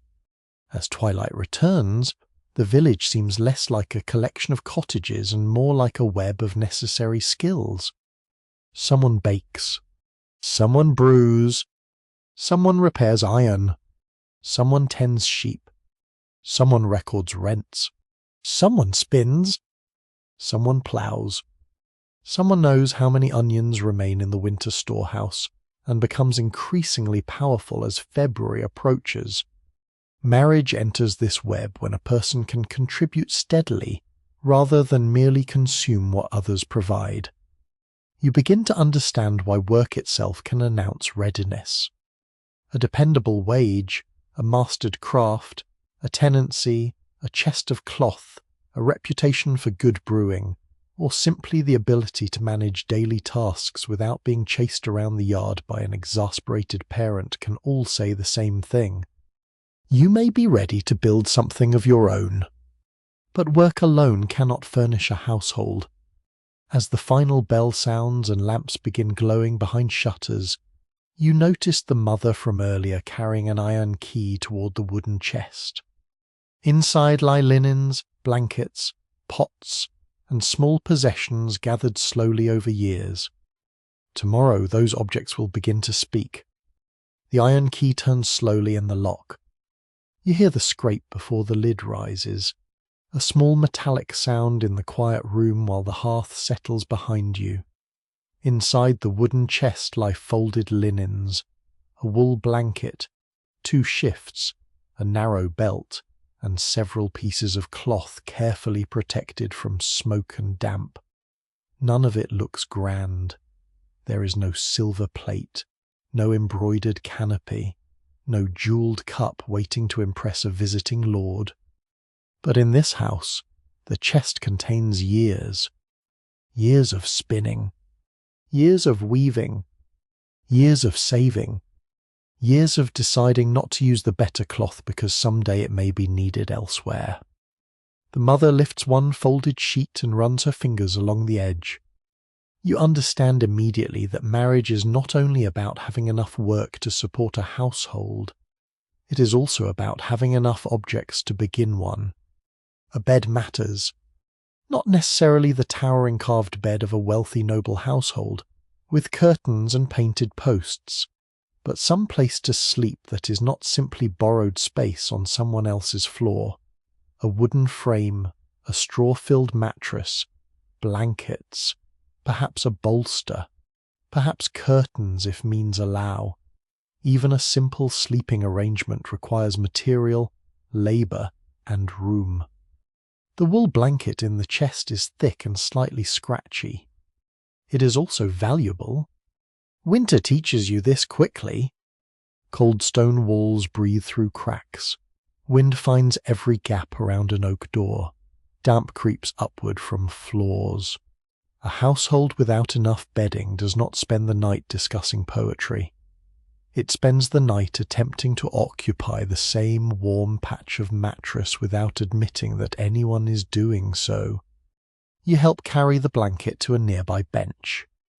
Beneath it lies linen, sheets, shirts, cloths, perhaps table linen in a wealthier home, all take time to produce. Flax must be grown, harvested, processed, spun, woven, washed, and bleached. Wool demands sheep, shearing, cleaning, carding, spinning, weaving, and finishing. Nothing appears magically in a chest. Every folded piece represents labour. This is why households often accumulate goods slowly before a marriage, depending on region, status, and family custom. A bride may bring clothing, textiles, livestock, money, furniture, kitchen objects, or property. A groom may bring tools, land rights, earnings, livestock, or a place within an established household. No one can quite agree whether every family thinks of these possessions in exactly the same formal way.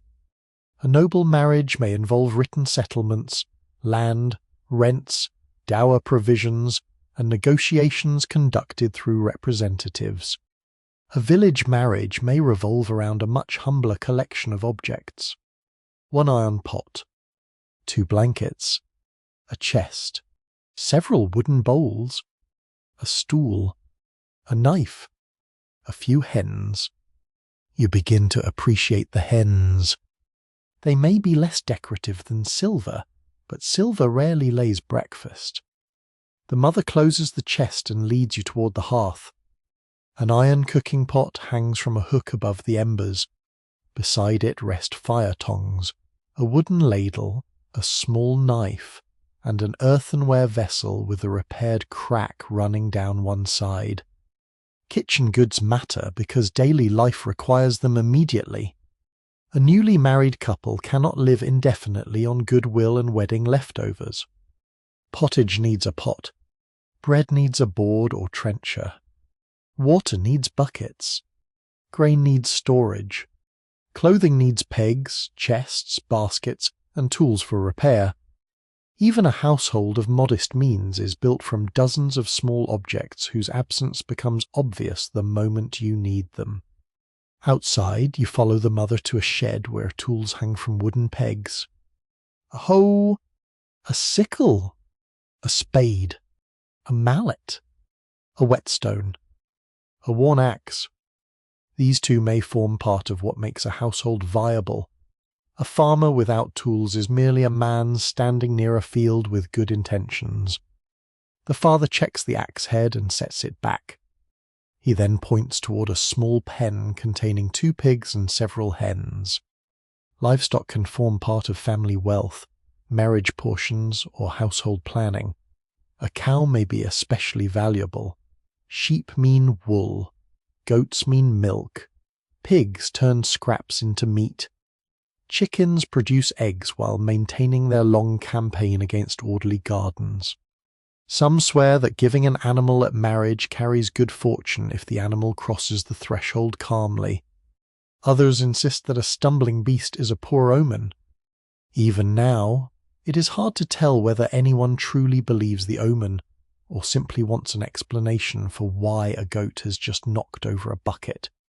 You return indoors before the weather worsens. Snow has begun drifting against the doorway. Near the hearth sits a small oak stool that a carpenter made for the eldest daughter several years ago. Beside it is a narrow box holding needles, thread, a spindle whorl, and scissors carefully wrapped to protect the blades. Small tools matter too. A household produces and repairs constantly. Clothing tears, handles loosen, roof thatch slips, leather cracks, baskets break. A married household that cannot mend anything will eventually discover that medieval shops are not conveniently open until late. The father sits down and begins discussing a small room attached to his brother's house. It might become available. This changes the conversation. Possessions need a place. One reason marriage can be delayed is not simply lack of money, but lack of independent space.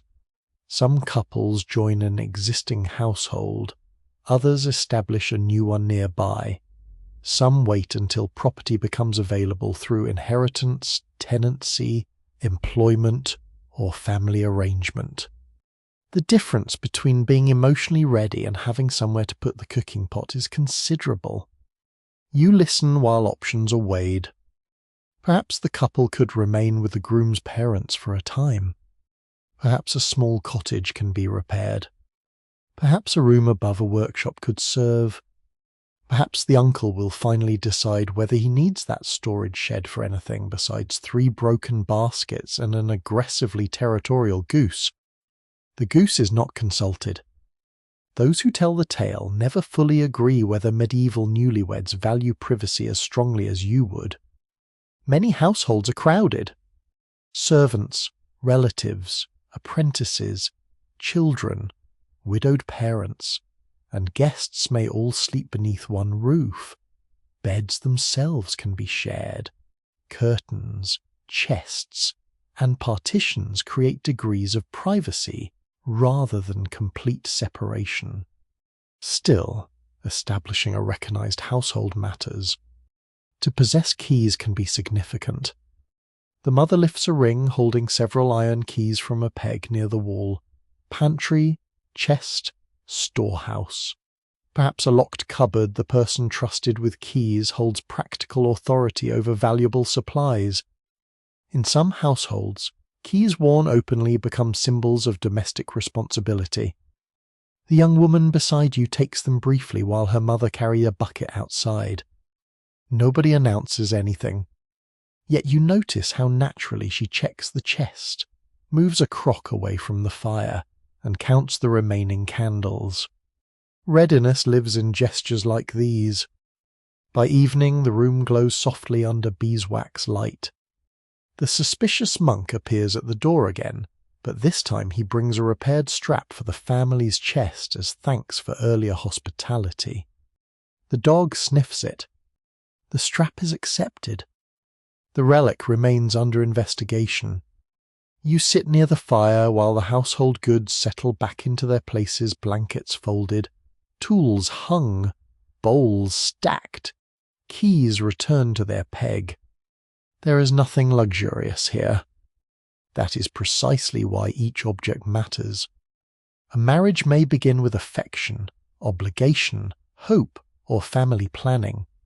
But daily life begins the next morning with cold feet, empty bowls, wood to split, and clothes to mend. A bed, a chest, a pot, a blanket, a knife, a bucket, a few animals, enough cloth, and somewhere to keep them all can become quiet evidence that waiting is nearly over.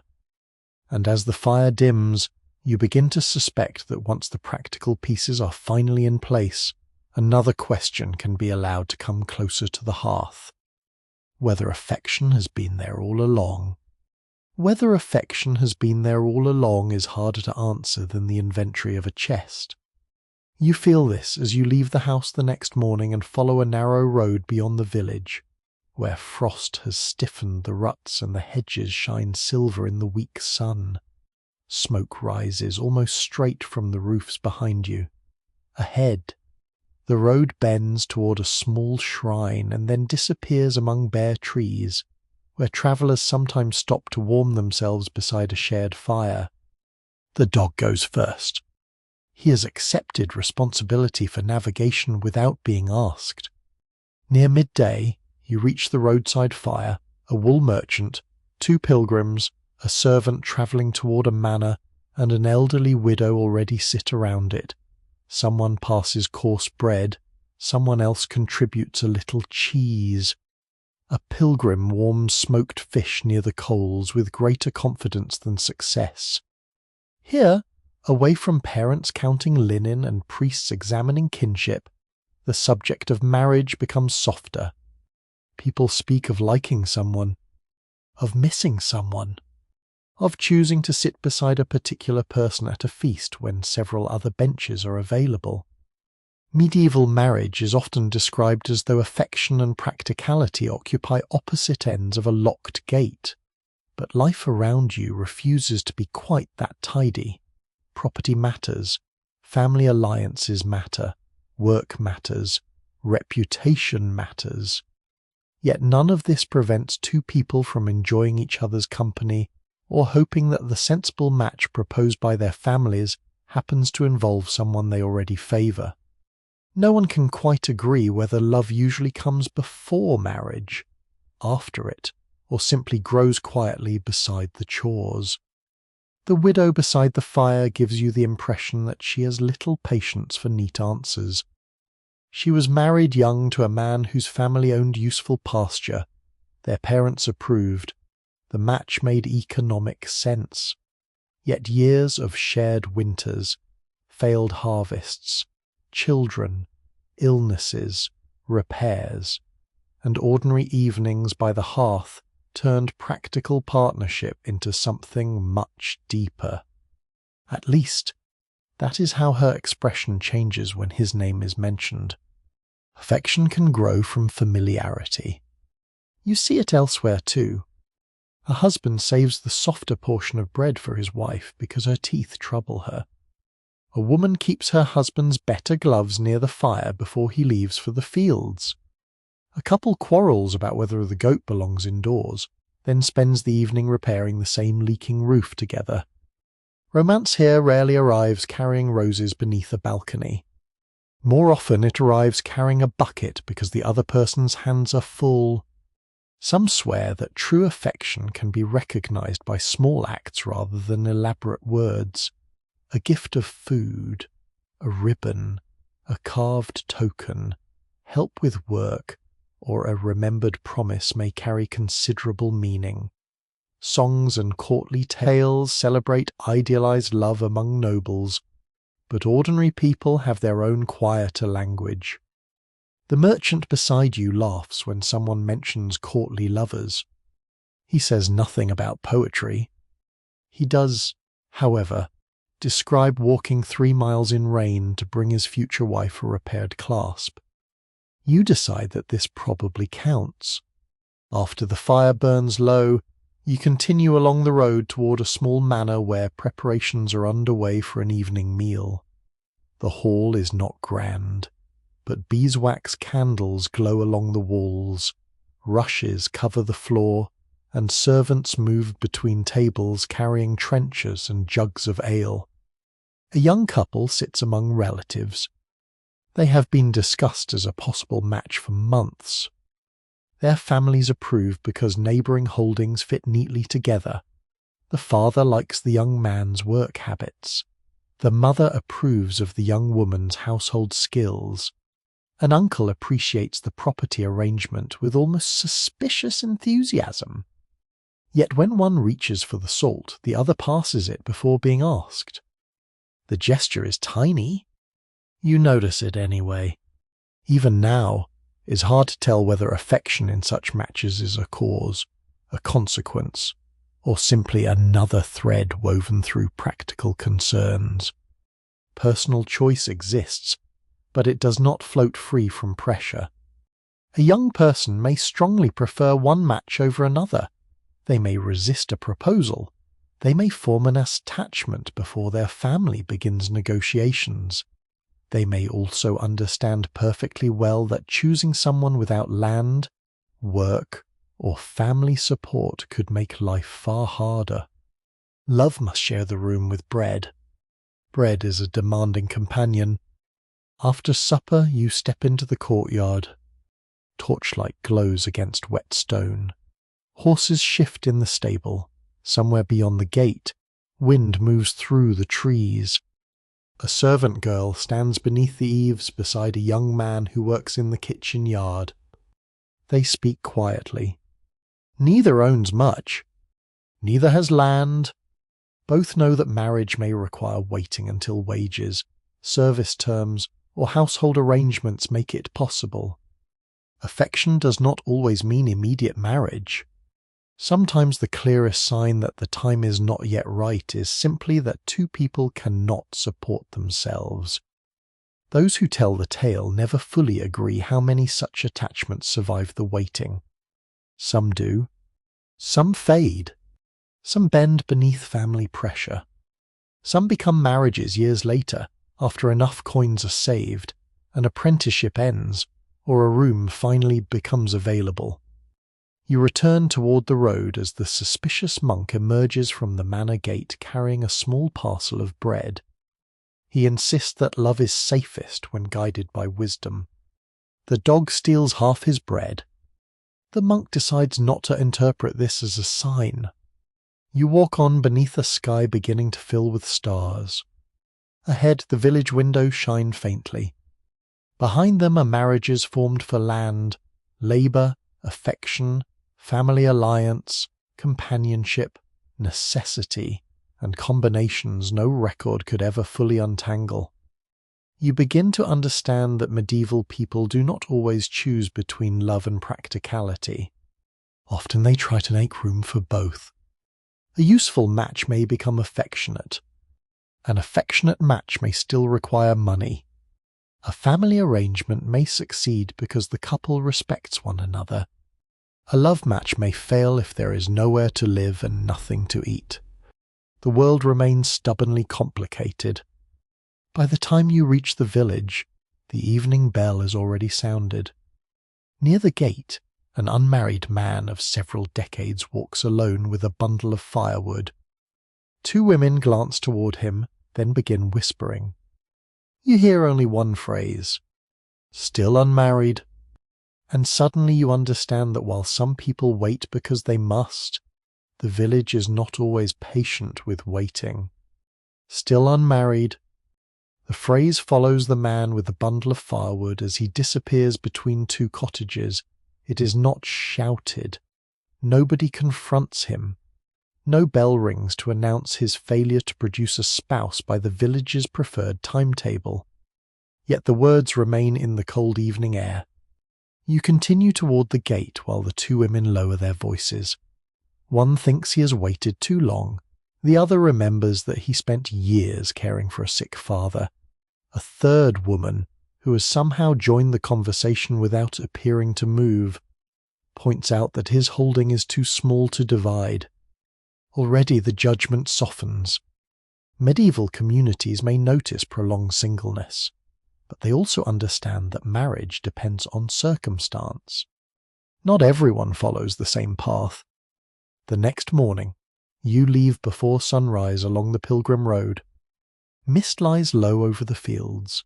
Frozen mud crunches beneath your boots.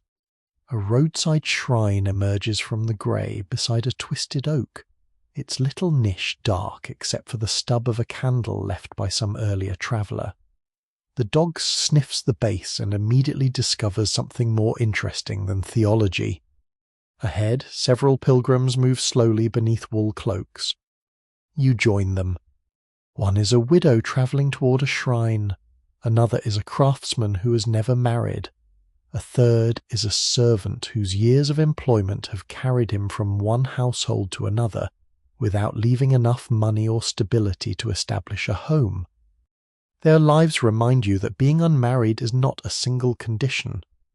A servant may remain single because service itself provides food, lodging, and employment within someone else's household. Marriage might require leaving that security. A labourer may lack dependable wages. An apprentice may be restricted by the expectations of training. A sailor, soldier, messenger, or seasonal worker may spend too much time away to form an ordinary household easily. Poverty can postpone marriage for years. No one can quite agree whether neighbours judge such delays harshly or simply accept them when the reason is obvious. Much depends upon place. In one village, an unmarried man in his 30s may attract jokes. In another, nobody thinks much of it if he is a servant, younger son, or landless worker. A woman without a husband may be regarded with concern in one household and valued independence in another, especially if she has wages, craft skills, property, or useful kinship ties. The road climbs through a stand of bare trees. You stop beside a small fire where pilgrims warm bread over the coals. A man shares ale from a wooden flask while the widow unwraps a piece of cheese. Someone tells a story about an unmarried woman who lives near a market town and brews ale successfully enough to support herself. Another traveller insists she rejected 3 proposals. A third says there were only 2. Those who tell the tale never fully agree whether the third prospective husband ever existed. The disagreement has clearly become more interesting than the woman's actual life. You smile into your bread. The pressure to marry can be social rather than formal. Relatives ask questions. Neighbours tease.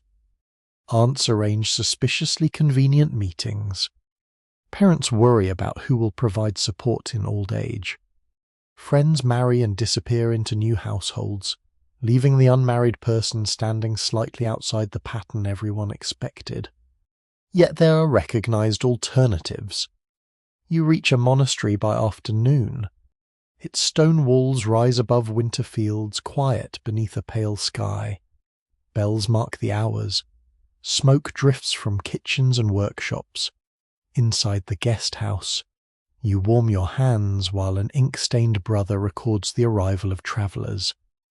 Religious life offers one clear path outside marriage.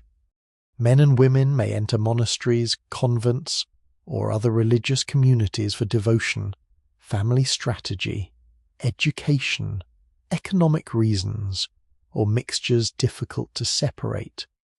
Not every monk has fled an unwanted wedding, despite the suspicious monk's insistence that several probably should have. Women in religious houses can occupy roles unavailable within ordinary marriage.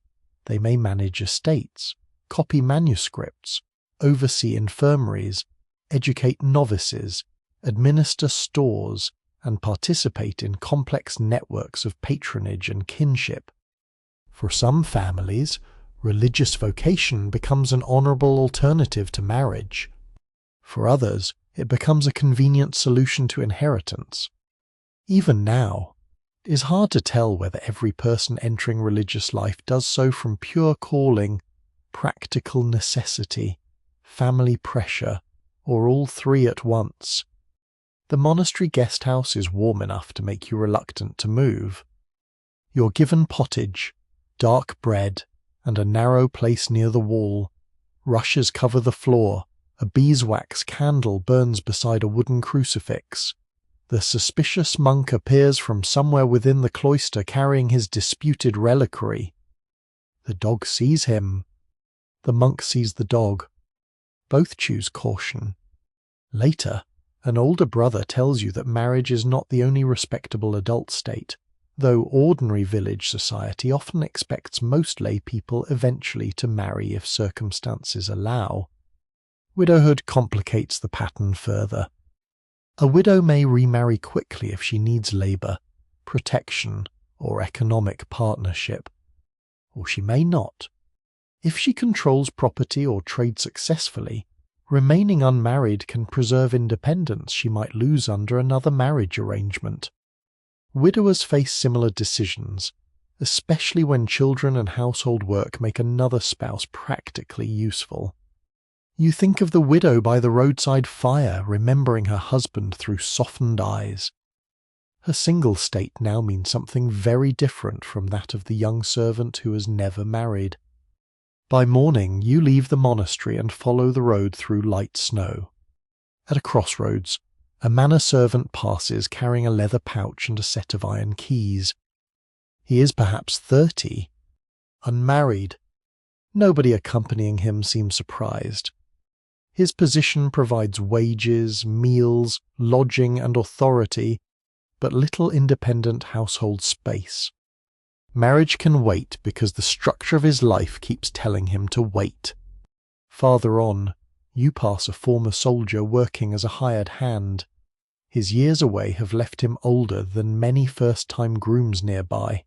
He shrugs off the teasing of two farm workers. Some swear that returning soldiers make desirable husbands because they have seen the world. Others say anyone who has seen the world should know better than to volunteer for additional responsibilities. The soldier laughs at both. As afternoon fades, you understand that the villager's question, "Why are you still unmarried?" has many possible answers. No land. No wages. No room. No suitable match. A parent who needs care. A religious calling. Years spent in service. A widow choosing independence. A traveller never staying long enough. Or simply a life that has not followed the rhythm others expected. The bells behind you fade into the distance. Ahead, torchlight glows from a manor where two families have gathered. Unlike the people still waiting along the road, these families believe the time has finally come, and tonight they will begin putting promises into terms. The torchlight ahead wavers against a manor wall darkened by years of rain.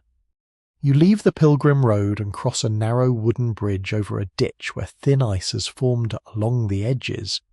The dog follows close behind, lifting each paw with visible disapproval. Beyond the gate, Horses stamp beneath an open shelter while servants carry bundles from one building to another. The evening smells of wet leather, wood smoke, and the faint sweetness of beeswax drifting from the hall. 2 families have already arrived. This is no longer the stage of wondering whether someone is marriageable. Tonight, people are negotiating what marriage will actually mean. You step through an oak door reinforced with iron bands and enter a hall where rushes soften the stone floor. A fire burns beneath soot-black rafters. Wooden trenchers have been set on a long table, along with coarse bread, smoked fish, onions, and a jug of ale. Nobody begins with the serious business immediately. Hospitality comes first. Cloaks are removed. Hands are warmed. Someone complains about the road. Someone else blames the weather. The suspicious monk is already present. Nobody knows who invited him. The dog notices him at once and settles beneath the table in a position suggesting that relic inspection remains available if required. The families sit. A father from one household speaks carefully about property. An uncle from the other household listens with the intense expression of a man who's been waiting several months to discuss exactly this. Land comes first because land rarely stays out of medieval marriage for long. A daughter may bring rights to property, money, livestock, household goods, or a negotiated portion depending on region, rank, inheritance custom, and family wealth. A groom's family may provide land, housing, tools, or income sufficient to support the new household. Among wealthier families, written agreements can become elaborate. Among ordinary households, the scale may be smaller, but the questions are just as practical. Where will the couple live? Who controls which field? What happens if one spouse dies? What goods belong to the bride? What support can the groom provide? Who is expected to help elderly parents? No one can quite agree whether any medieval negotiation remains calm once 3 uncles become involved. This one is already showing signs of difficulty. The bride's uncle believes a cow should be included. The groom's father believes the cow has been valued too generously. The cow, standing somewhere outside in the dark, is unaware that her reputation has become central to the future of 2 human beings. You sip weak ale and listen. The word dowry appears. So does dower. They are not the same thing. A dowry or marriage portion may involve property or goods provided with the bride, though customs vary widely. Dower generally concerns provision made for a wife from her husband's property or estate, often intended to support her if she becomes widowed. The precise legal forms depend upon time and place. Even now, it's hard to tell whether every agreement described in surviving documents was followed exactly once daily life began interfering. Still, families care deeply about these arrangements because widowhood is not an abstract possibility. Illness comes quickly. Accidents happen. Winter takes people. A woman left without resources may face serious insecurity. So the adults at the table speak not only about the wedding but about the years after it. A clerk sits near the end of the table with ink-stained fingers. His parchment rests on a board across his knees. Whenever the families reach something resembling an agreement, he writes. His quill scratches softly. You begin to suspect that marriage sounds less romantic when accompanied by accounting. Then the mother of the bride opens a small chest. Inside are folded linens, a wool blanket, 2 lengths of cloth, a pair of good scissors, a spindle, and several carefully wrapped household objects. You recognize the same kind of preparation you saw days earlier beside another hearth. Goods gathered slowly over years now become part of the negotiation. The groom's family offers tools, access to a small room beside an older cottage, and perhaps use of a narrow strip of pasture. Perhaps that word receives considerable attention. One uncle wants it made clearer. Another uncle believes clarity is expensive. The clerk dips his quill again. Some swear that placing a sprig of rosemary near marriage agreements helps preserve good faith and peaceful intentions. An elderly aunt at the table has certainly placed something green beside the chest. The priest looks at it. She looks back. Neither comments. Those who tell the tale never fully agree whether such gestures are superstition, symbolism, or simply the aunt's preferred method of making sure everyone notices her contribution. The negotiations pause for food. Pottage arrives. Bread is passed. Ali is poured. This rest matters, because practical bargaining can become tense without becoming hostile. Families are not necessarily enemies. They are trying to protect the people and property for which they feel responsible. A father worries that his daughter will be secure. A mother worries that her son will inherit obligations he cannot meet. Brothers wonder whether land will leave the family. Aunts worry about everything. You watch the prospective couple sitting farther down the table. They do not control every term, but neither are they absent from the matter. The church insists that their consent matters. Their families understand that forcing together two people who openly reject the match can create trouble no parchment easily solves. When asked, each quietly confirms willingness. The room relaxes. The uncle does not. He is still thinking about the cow. After supper, discussion turns to wedding expenses. How much ale? How much bread? Will meat be served?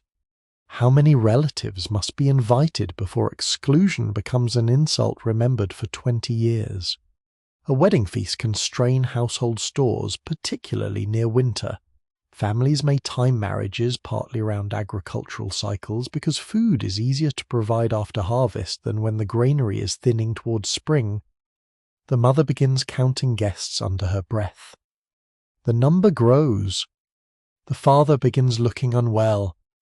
Medieval celebration, you discover, is often measured by how many cousins unexpectedly exist. Later, a small sum of money changes hands as part of the arrangements. The clerk writes again. Promises are repeated.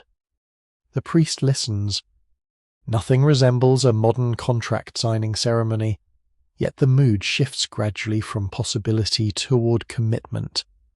The families have moved beyond discussing whether these two should marry. They are deciding how.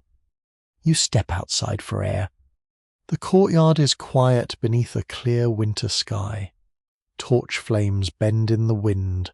Horse breath drifts white beside the stable door. The repaired cart stands near the wall. Its wheel remains firmly attached. The monk calls this a miracle. The wheelwright, who has also arrived for supper, calls it good workmanship. The dog supports the wheelwright. When you return inside, the agreement is nearly finished. The bride's family will provide certain goods. The groom's side will provide housing and access to work. Provision for the bride's future security is discussed. The feast will be modest enough that nobody needs to sell an ox merely to feed the cousins. Even the disputed cow has reached a settlement. She stays where she is. A younger heifer may be provided instead. The uncle regards this as civilization restored. The fire burns low. The parchment dries. Iron keys are returned to belts and chests. Families who arrived separately begin preparing to leave with a shared plan between them. Outside, the road waits beneath frost. The marriage is not complete. Not yet, but it has passed another threshold. Soon the entire parish will hear the names spoken publicly, and the private calculations of two households will become the business of the church, the neighbours, and anyone who believes they know a reason the match should not proceed. The entire parish hears the names before the week is out. You stand inside the stone church on a cold Sunday morning while damp wool, beeswax, and faint traces of incense mingle beneath the dark timber roof. Outside, frost grips the churchyard grass. Inside, boots shuffle over rushes scattered near the entrance, and people press shoulder to shoulder beneath painted saints whose expression suggests they have witnessed far stranger gatherings than this one. The dog waits near the porch. The priest has drawn a line there. The dog disagrees with ecclesiastical jurisdiction, but accepts it for now. When the congregation finally grows quiet, the priest speaks the names of the young man and woman whose families negotiated beneath the manor torches only days before. The sound is simple, yet everything changes. Until now, much of the marriage has belonged to households, whispered conversations, market observations, linen chests, family bargaining, and carefully supervised meetings. Now the proposed union is placed before the community. This is the purpose behind the public bans used widely in later medieval church practice. The announcement allows anyone who knows of a legitimate impediment to speak. Perhaps one person is already married. Perhaps the couple are related within prohibited degrees. Perhaps a binding promise exists elsewhere. Perhaps some other problem should be settled before vows are exchanged. No one can quite agree whether the invitation to object makes prospective couples feel reassured or mildly hunted. You look around the nave. Half the congregation appears intensely interested in the floor. The other half is intensely interested in everyone else. Nobody objects. The priest continues. Outside after Mass, however, objections of the unofficial variety flourish beautifully. An elderly man remembers that the groom's great-uncle once borrowed a cart and returned it with a cracked shaft. A woman near the gate points out that this happened 40 years ago. Another insists that the cart story actually belongs to a different family. The suspicious monk offers to clarify the genealogy. Nobody asks him. The bans may be repeated on successive occasions according to ecclesiastical procedure and local practice, giving the parish time to reveal hidden obstacles. Each repetition makes the approaching marriage feel more real. The couple themselves begin moving differently through the village. People smile at them. Relatives become busier. Neighbours offer advice nobody requested. The bride's mother begins checking household goods again, although the blankets have not changed since yesterday. The groom's father examines the small room where the couple may live and discovers 3 repairs that somehow remained invisible until marriage became imminent. You help carry a wooden bench inside. The room is modest. An oak chest stands beneath the wall. A straw mattress rests on a simple frame. One shutter closes imperfectly. The hearth is small, but it draws smoke reasonably well when the wind comes from the correct direction, which in medieval housing qualifies as encouraging. An iron key is placed in the bride's hand. She turns it over slowly. Keys matter. They mean access to stores, possessions, doors, and responsibility. In many households, carrying keys becomes a visible sign that someone holds domestic authority. The mother watches her daughter close the chest. For once, nobody jokes. Later that afternoon, you follow the couple toward the church with their families. The priest wants final questions settled. Consent is asked about again. Both agree.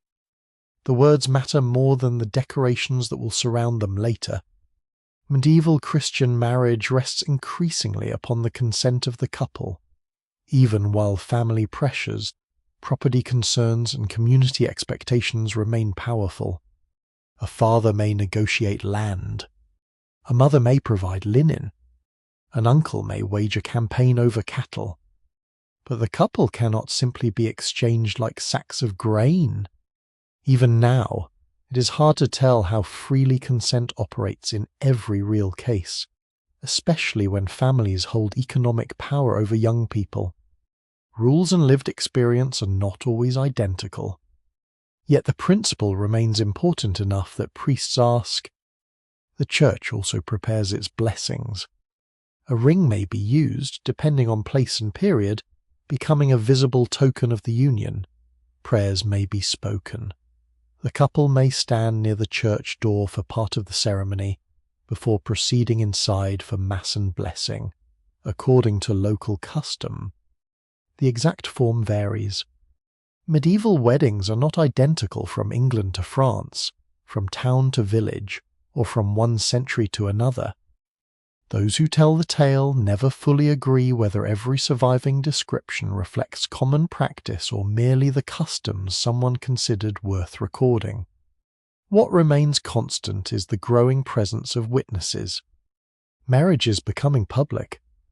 The village must know who belongs to whom, because marriage affects inheritance, legitimacy, property, household obligations, and social order. Private affection may begin near a feast day stall. A recognized marriage belongs beneath bells. You step back outside. Near the church porch, a woman ties a little ribbon around a sprig of rosemary and slips it into her sleeve.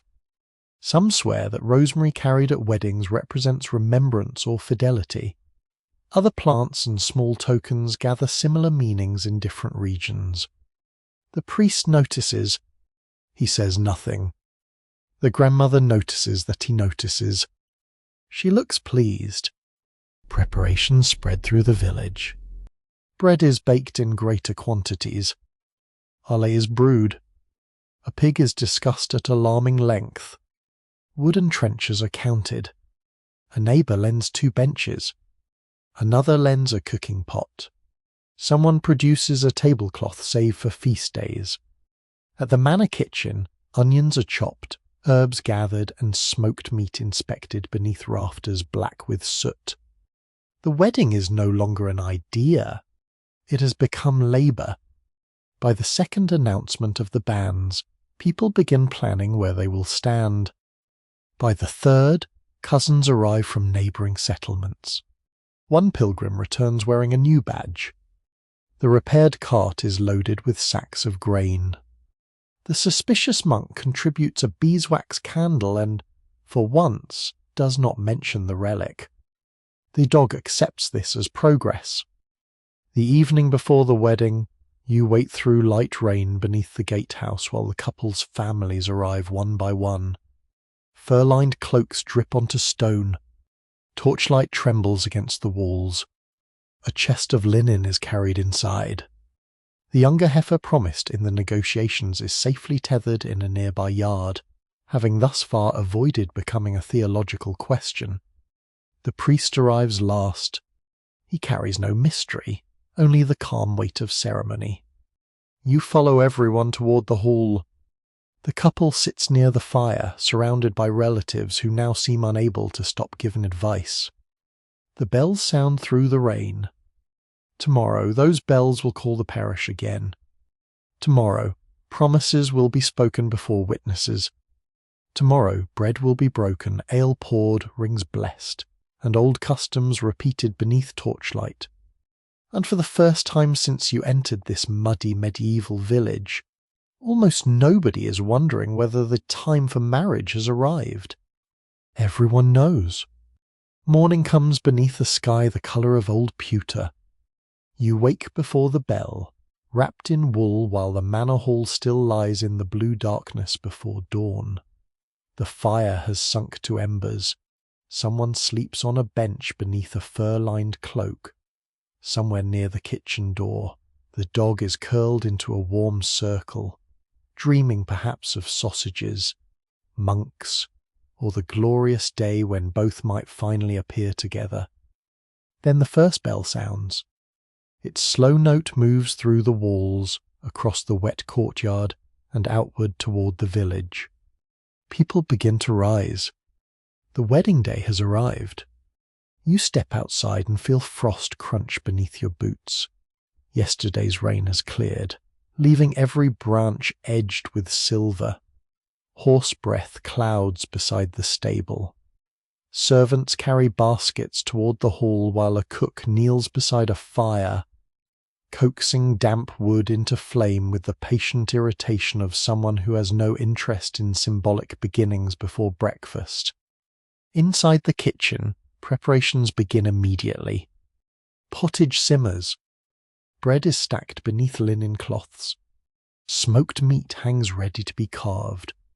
Onions, herbs, cheese, dried peas, and several precious spices appear on a table. Ale barrels stand against the wall, watched carefully by an older servant who seemed to trust wedding guests only slightly more than the invading armies. The bride dresses among women of her household. Her clothes are good, but not impossibly grand. Clean linen lies beneath a carefully chosen gown. A belt is fastened. Hair is arranged according to local custom. A small sprig of greenery appears among the preparations, courtesy of the grandmother, naturally. Some swear that particular herbs carried at weddings encourage fidelity, fertility, or good fortune. The priest has expressed no official opinion. The grandmother interprets this as approval. No one can quite agree whether the bride is calm. One aunt says she is. Another says she barely slept. A third says no sensible person sleeps before a wedding, because relatives spend the entire night moving chests. The bride herself says little. You notice her fingers tightening once around the edge of her cloak. Across the yard, the groom is being advised by far too many men. His father reminds him about responsibilities. His uncle reminds him about the pasture agreement. Another relative offers guidance so vague that it could apply equally well to marriage, sheep shearing, or surviving winter. The groom nods through all of it. Eventually, the bells call everyone toward the church. You join the procession along the muddy lane. Neighbours emerge from cottages. Children are kept close to doorways and out of the procession's path. Older villagers walk carefully over frozen ruts. A cart carries those unable to manage the distance easily. The repaired wheel turns without complaint. The suspicious monk walks beside it. He looks toward the wheelwright. The wheelwright looks toward the road. Peace, apparently, has been achieved through mutual exhaustion. At the church porch, the couple stands before witnesses. Cold stone rises around them. Their families gather close. Breath clouds in the winter air. The priest begins the formal words and asks again for the consent upon which the marriage depends. The couple answers. Simple words. Enormous consequences. Their agreement joins everything you have watched over these long days: maturity, labour, family calculation, reputation, faith, possessions, affection, negotiation, and public recognition. A ring is presented. Depending upon local practice, ceremony may unfold partly at the church entrance before moving inside for mass and blessing. Medieval wedding customs vary widely across places and centuries, and those who tell the tale never fully agree whether any single surviving description can represent them all. Here, the ring passes between hands. The priest blesses the union. Families watch. The grandmother cries quietly and denies it immediately. Inside, candles illuminate painted saints and worn stone. Incense lifts toward the rafters. The couple kneels beneath the same bell tower that has measured work days, feast days, funerals, fasts, market mornings, and winter evenings throughout their lives. Now the bells mark something new. When everyone emerges again, restraint lasts approximately 3 minutes. The procession back toward the hall grows louder. Someone begins a song, another joins. An aunt distributes small pieces of bread. A cousin who arrived yesterday has already acquired enough ale to believe himself naturally gifted at singing. He is incorrect. The feast begins under torchlight. Guests sit along wooden tables covered with trenchers and shared dishes. Bread passes from hand to hand. Pottage is served first, followed by smoked meat, cheese, onions, and whatever else the families have managed to gather without sacrificing next spring's seed grain. The couple shares food. A shared trencher can carry symbolic intimacy, while also being extremely practical when bowls are limited. I'll moves freely. Not recklessly, at least at first. Someone proposes a blessing. Someone tells an old family story. The uncle responsible for the long dispute over the cow becomes sentimental and praises the younger heifer as though he personally negotiated a treaty between kingdoms. You sit near the hearth. Smoke gathers overhead. Wet cloaks dry along the wall. The dog sleeps beneath the table, surrounded by possibilities. Marriage customs after the ceremony can become playful, noisy, and occasionally intrusive. Friends and relatives may accompany the newly married pair toward their sleeping place, transforming what you would strongly prefer to consider private into another communal ritual. Bedding customs differ enormously. Some communities emphasize blessing the bed. Others surround the event with jokes, songs, symbolic objects, food, or ritual encouragement toward fertility. Some swear that placing particular herbs near the bed brings good fortune. Others use grain, greenery, blessed objects, or household charms. Even now, it is hard to tell which customs are widespread and which survive in memory because someone once found them particularly entertaining. Tonight, the grandmother has placed something beneath the mattress. The bride discovers this. The grandmother refuses to explain. The priest chooses not to investigate. The suspicious monk offers assistance. Everyone refuses. Eventually the crowd withdraws. The door closes. Noise from the hall fades. Outside, torch flames shorten in the cold. The newly married couple has reached the moment toward which the entire village has been moving, though marriage itself is only beginning. Tomorrow there will still be water to carry. The hearth must be lit. Animals must be fed. Bread must be cut. The small room needs repairs. A shutter still refuses to close correctly. The bride will handle new keys. The groom will return to work. Neither will wake transformed into some ideal figure from a courtly song. Instead, they wake as two people responsible for a shared household. And perhaps this is the clearest answer to how medieval people know it is time to marry. Not one birthday. Not one omen. Not one sudden feeling. The time arrives when enough pieces begin fitting together. The body has matured. Work is dependable. A household can be supported. Families see opportunity. Neighbors recognize adulthood. The church finds no barrier. Goods have been gathered. Promises can be made. And somewhere between all these practical things, affection may have found a place beside the fire. The feast grows quieter now. You remain near the hearth as the last cups are carried away and the last footsteps soften along the stone passage. The dog has stopped following anyone. Even he has finally decided that the night asks for stillness. Outside, frost settles again upon the fields. The village roofs are silver beneath a thin moon, and smoke rises slowly from chimneys before disappearing into the dark. Somewhere beyond the walls, the river moves beneath its mist without hurry. You pull the wool blanket higher. The fire gives one small crack and then returns to silence. The iron keys rest on a wooden peg. The wedding chest stands closed.